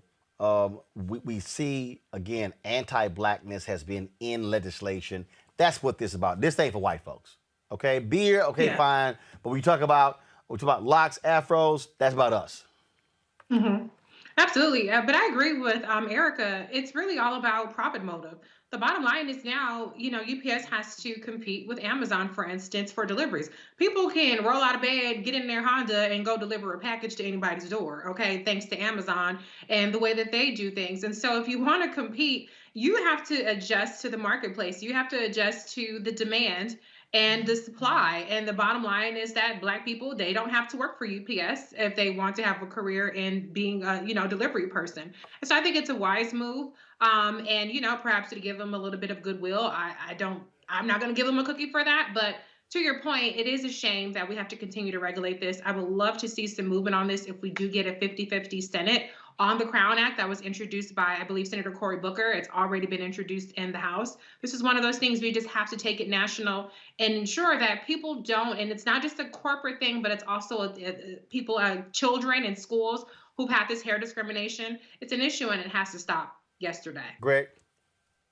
Yeah, no, funny you mentioned baseball, Roland. I was a Cincinnati Reds fan growing up. We could get them on the radio in Nashville, and they had a facial hair rule. So George Foster, Ken Griffey Sr., Ken Griffey Jr.'s daddy, all those Black ball players. When Dave Parker came to play for the Reds, everybody had to shave. And I remember when the Yankees made Oscar Gamble cut his afro. And I think it was 1976. We were kids, man. That was absolutely aimed at Black men. So shout out to the Teamsters. 300,000 UPS employees represented by the Teamsters. Organized labor is important. You want to know why it matters? Elections matter. EOC forced the UPS into a settlement over religious exemptions a couple of years ago. It's very important. And I echo what Reese has said and what Eric had said. In a moment of COVID-19 and respect to everyone out here delivering packages and doing this work, they're going to hire a bunch more people. And frankly, they're going to put a lot of people in harm safe out there, UPS, because they're going to hire you and they have to lift this rule in part petition for those jobs. All right then, folks. In 2002, Morris Brown College lost its accreditation. Financial mismanagement issues by the HBCU's president and top administrators led to the school's accreditation being revoked by the Southern Association of Colleges and Schools. They have been fighting to regain it ever since. Of Christian colleges and schools, bringing them closer to their goal. Greg, why is this important? They've been fighting for a long time, and so clearly they're switching accreditation council. This has been one of the things that folks don't realize, and people also don't realize this accreditation piece is important because if they say pull it back, your students can't get financial aid. That means you're DOA. That's right. And in fact, we should pause to commend the courage and the tenacity of Morris Brown College, particularly the alumni, because a lot of people don't know Morris Brown never closed the door. No. I remember when Morris Brown lost its accreditation. In fact, one of my two best friends in the world, Dr. Mario Beatty from Ohio, Cincinnati, ironically, one of the great scholars in historically Black colleges, was the chair of the African World Studies Department at Morris Brown. I used to go to his office in Fountain Hall. That was W.E.B. Du Bois's office, because those buildings used to be Atlanta University. And I've always told students, never omit Morris Brown when you name the colleges of the Atlanta University Center, because even though they lost their accreditation, you had folks who still went to Morris Brown. And so I remember when they lost it, I remember the circumstances, but it's important. And the fact that they've gone with this organization, National Association of Christian Colleges, they're not the only HBCU. Payne College in Augusta, Georgia is a member of TAC. Also, Paul Quinn that's doing some incredible things down there in Texas, and Shorter out of Arkansas. So Morris Brown will be the fourth. It's important because Morris Brown College, by the way, the only school in the Atlanta University Center named for a Black person, the second bishop of the AME Church, founded by the AME Church. Morris Brown is bigger than just Morris Brown. Morris Brown symbolizes Black self-determination. The Black church, founding a Black college that created Black graduates for well over a century and a half. 1881 or 82, I think Morris Brown was founded. But Morris Brown being restored to full accreditation sends a signal across this country that Black people will not be denied. And if we have tenacity, we can get back to where we were. And so God bless the Wolverines. Shout out to y'all. Where they filmed the Drumline. We need that football. But also where they film the Quad that was on BET, and so I shot one of the episodes there. Actually, it was season 2, which happened to be the highest rated show that year. I'm just saying. It was the highest rated episode that season. I'm just saying. Don't hate, congratulate. I might let you celebrate. All right, y'all. I've seen some hilarious videos on social media. Oh my God, this is absolutely one of the funniest. This is is it a remake? I guess you can call it a remake of a Keith Sweat song. Y'all, watch this. I can't believe it. No. All my dreams came true. America voted, and the country turned blue.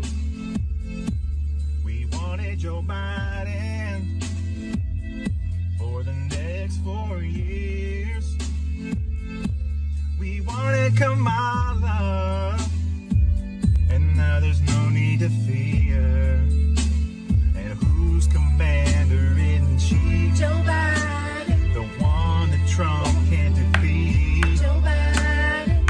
Who can fix the economy? Joe Biden. Joe Biden, baby. Joe Biden. Who will treat us equally? Joe Biden. Who can give us what we need? Joe Biden. Who can take this virus down? Joe Biden, baby. Joe Biden. Reese, I'm sorry. I saw that and I was like, yo, I got to play this one. Let me tell you something. The 40% is trying to make themselves be known because we know most of the white folks voted for your president, Donald Trump. And put that in the song. Why don't y'all come out now? Let's not rewrite history. So I think if the 40% is like, not me, I didn't do that. Okay, that's fine. You was a little flat. But I give you A for effort because I guess you one of the good ones. I guess if we're gonna give you some credit, you're gonna go viral. I think Black people could have done a better remix, but congratulations for going viral. I mean, look, there's some white folks voted for him. 30 to 40. But here's the deal. Here's the deal, though. When you win, you need everybody. Bottom line is this is a close ass election. Every vote count. But I've been watching a lot of these videos, Greg. That I'm like, y'all really pull a Keith Sweat out. I got to test Keith to see what he think about that. No, brother. Look, I have a friend who has a nephew and his little boy. He didn't answer. They asked him a question, and he didn't say, "I don't know that." He said, "I cannot know it. I cannot know it, brother." I cannot know it. I cannot know it. Erica? I can't unhear that, brother. Why did you do that? Come on, now I had to play it. I mean, it didn't fit in the crazy ass white people, but had to play it. Erica, please ask me. Look, Erica, look at Erica. Look at her face. Look at her. My forever move. That is my forever move. Hey, that's my forever move. That face, that frozen face, that's my forever move. Hey, I saw it. I had to play it. All right, y'all. Last night, Country Music Awards had their show, and country music superstar Maureen Morris used her time in the spotlight at the CMA to honor some of the Black female country artists. Here's her speech. There are some names in my mind that I want to give recognition to because I'm just a fan of their music and they are country as it gets. And I just want them all to know how much we love them back. And just check out their music after this. It's Linda Martell, Yola, Mickey Guyton, Rissy Palmer, Brittany Spencer, Rhiannon Giddens. There are so many amazing Black women that pioneered and continue to pioneer this genre. And I know they're gonna come after me, they've come before me, but you've made this genre so, so beautiful. I hope you know that we see you. Thank you for making me so inspired as a singer in this genre. And this has just been the most magical night. I get to go see my baby after this. Thank you, country music. This means the world. Thank you. Folks, Linda Martell is a country music star that most of us never heard of. She made history as the first Black woman to perform at the Grand Ole Opry, where she received a standing ovation. She left country music over 30 years ago and eventually ended up becoming a school bus driver. Racism would not let a Black woman survive in the country music industry. Here's some video here of Martell performing. Check this out. Linda Martell.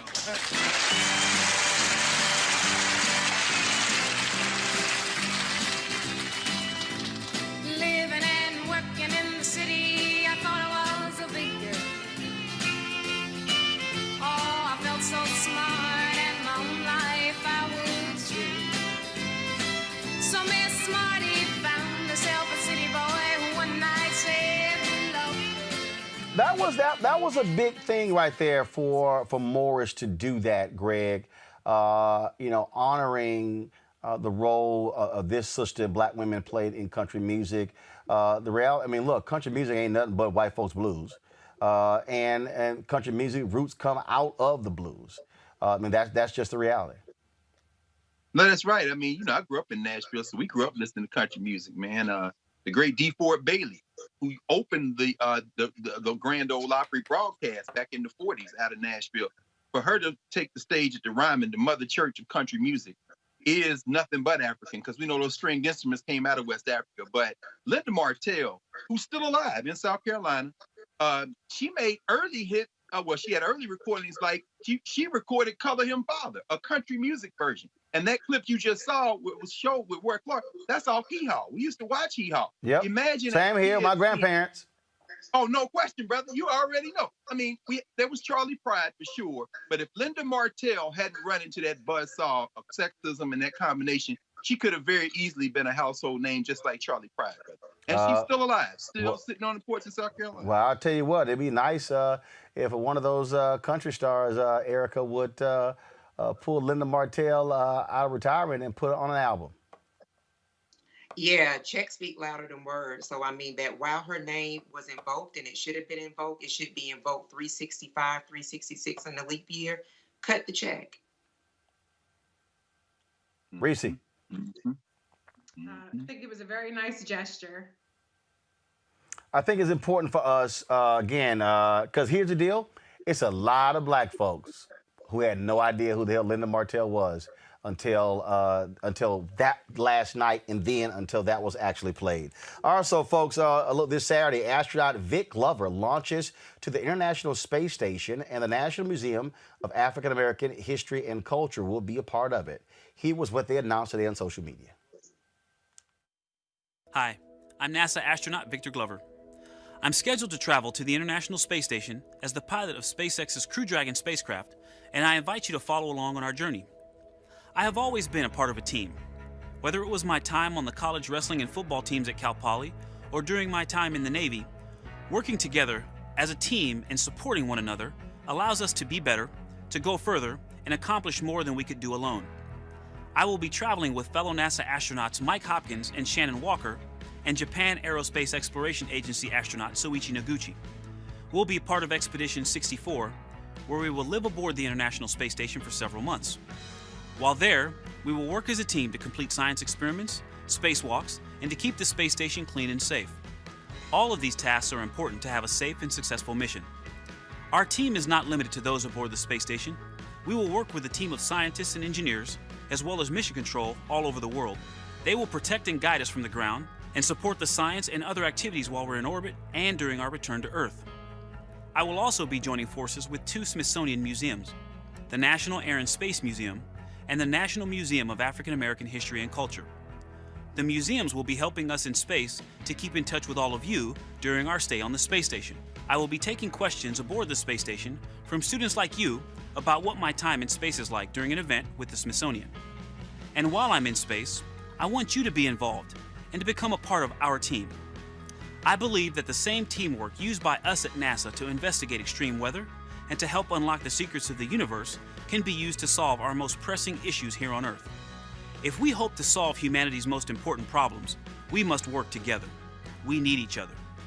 Just as our society today is built on the work done in the past by people like Frederick Douglass, Ida B. Wells, Fannie Lou Hamer, John Lewis, and many others, our mission builds on the work of other astronauts, engineers, and scientists that have come before us, including Katherine Johnson, Mary Jackson, Dorothy Vaughan, Charlie Bolden, Alvin Drew, and Mae Jemison. They and many others have paved the way for us to work and live in space. We hope to continue their legacy. We ask that you join us in our commitment to excellence, teamwork, and communication. All teams need diverse members in terms of their backgrounds, skill sets, and ways of thinking. So I'm asking all of you to come together to complete a project about teamwork. I want you to show me what teamwork looks like in your life. Whether it's on a sports team, at your school, or in your community, but I want you to do it through art. The arts allow us to uniquely express ourselves and to connect with one another in new and exciting ways. Coming together through the arts can help us to create a better and more beautiful world. It will take all of us exploring, learning, and sharing to create a better future for humanity. Let's explore together. You can get more information on the NMAAHC website. All right, folks, Lucille Bridges, the mother of civil rights activist Ruby Bridges, who walked with her then 6-year-old daughter past crowds screaming racist slurs as she became the first black student at her all-white New Orleans elementary school, has died at the age of 86. Her daughter went on to become an icon of the civil rights movement, memorialized in Norman Rockwell's famous painting, The Problem We All Live With, which depicts a tiny Ruby in a white dress carrying her notebooks and a ruler surrounded by much taller U.S. Marshals. Ruby once credited her parents as the forces behind her history-making achievement. The image of Ruby from the Norman Rockwell painting has gotten renewed attention in recent years as an adapted version that shows Vice President-elect Kamala Harris walking beside her. We certainly send our thoughts and prayers to Ruby Bridges and all of those who love her mother, Lucille. I'll start with you, Greg. The reason this matters is because when we start talking about the work of the children during the movement, Little Rock Nine, Ruby Bridges, those were parents making decisions to say, we're going into that school. We can't just talk about Ruby Bridges had courage. Her mama and daddy had to have some courage. Roland, the greatest untold story, because it's not important to white America, but we should know it. The greatest untold story of desegregation of public education is the story of the parents and the teachers in the segregated schools. The American was the Black Teachers Association. Thurgood Marshall, Oliver Hill, the great Donald Hollowell out of Georgia, they all said, all the lawyers who argued those cases said it was the teachers in concert with the parents. We know the Little Rock Nine, but all of those students had come out of Paul Laurence Dunbar High School out of Little Rock, Arkansas, that had then been closed to another black high school, and then they went in there. So when you see that child, Ruby Bridges, go up those steps, you're looking at her mother, you're looking at her community, you're looking at her teachers, because that was the best we had. And frankly, America didn't deserve that child and her mother then and doesn't deserve them now. So it's important for us to understand that all the people spitting on children, she got to walk in there with an armed guard. There's more courage in the Bridges family than the entire United States of America, as far as I'm concerned, and you still haven't done right by it. By the way, I think Jerry Rawlins, president of Ghana, I was going to cover that. Erica and then Reese. Erica, go ahead. Yeah, I echo and amen everything that Dr. Carr said. And it's most important to remember that you were dealing with parents who had little to no education when they made such a brave decision. So, for again, just to go back to people who talk about, they're not their ancestors, you can get these hands, baby. You could never, the level of sacrifice that was made at that time, which were incredibly more turbulent and more dangerous than times are before. People could never make those decisions that the now late ancestor Miss Bridges did. And then also just to think about, her passing. We think about that she's someone the same age as many folks' grandparents, and that we're still just one generation removed from segregation. So much love, much honor to the Bridges family, and I echo what Dr. Carr said, that the United States really doesn't deserve really the courage and the bravery put forth by this woman and the husband. And go right ahead, Reese. Yeah, I definitely have to echo what Dr. Carr and Erica just said. I absolutely extend my condolences to the Bridges family. And, this is history that's not very far removed. If you even look at Ruby Bridges, she's a couple of years, there's a couple of years age difference between her and VP-elect Kamala Harris, who also was part of the second class to desegregate her school, obviously on completely different conditions in Oakland. But this is still present. It's not even American history. It's not just Black history. This is the stuff that we're still dealing with. Segregation is still a thing in our school systems right now. And so absolutely, we need to give more credit to these unsung heroes. We need to tell their stories. We need to say their names, and we need to honor them. And when they speak, when our ancestors speak, or when our elders speak, we need to hold their their opinions in higher esteem and understand the history. I saw, the one last thing I will say is, I saw a person on Twitter, and this is, just one of those, flame throwing people that has a large account, saying, we need to start disrespecting our elders. What? Yeah. Yeah. Yeah. That's insane. That's literally insane. We need to put some respect on these experiences that are not far removed. And thank God, at least for now, with VP-elect Kamala Harris and President-elect Biden, we've held it off a little while longer.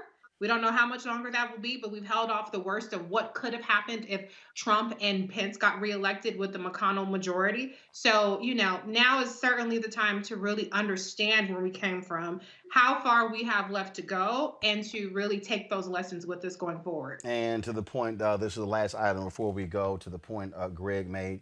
Also, Ghana lost a revolutionary today, a Pan Africanist, someone who was a military leader, took over a military coup of Ghana, then became a runoff. Jerry Rawlings actually passed away today in Ghana. He, of course, was someone who led that nation and created, in essence, the stability. I mean, if you talk about African nations, Ghana is deemed to be considered one of the most stable, and of course, led them into that. And then they've had successive leaders in that particular country, and is looked to by many people as a crown jewel. I had an opportunity to meet Rawlings. I was in Chicago. He came there. They had a huge Ghanaian festival in Chicago, and he came in town to speak there, and he stayed with and had dinner at the home of Minister Louis Farrakhan. I was a participant that particular night and got a chance to meet him. That's when I was there running the Chicago Defender.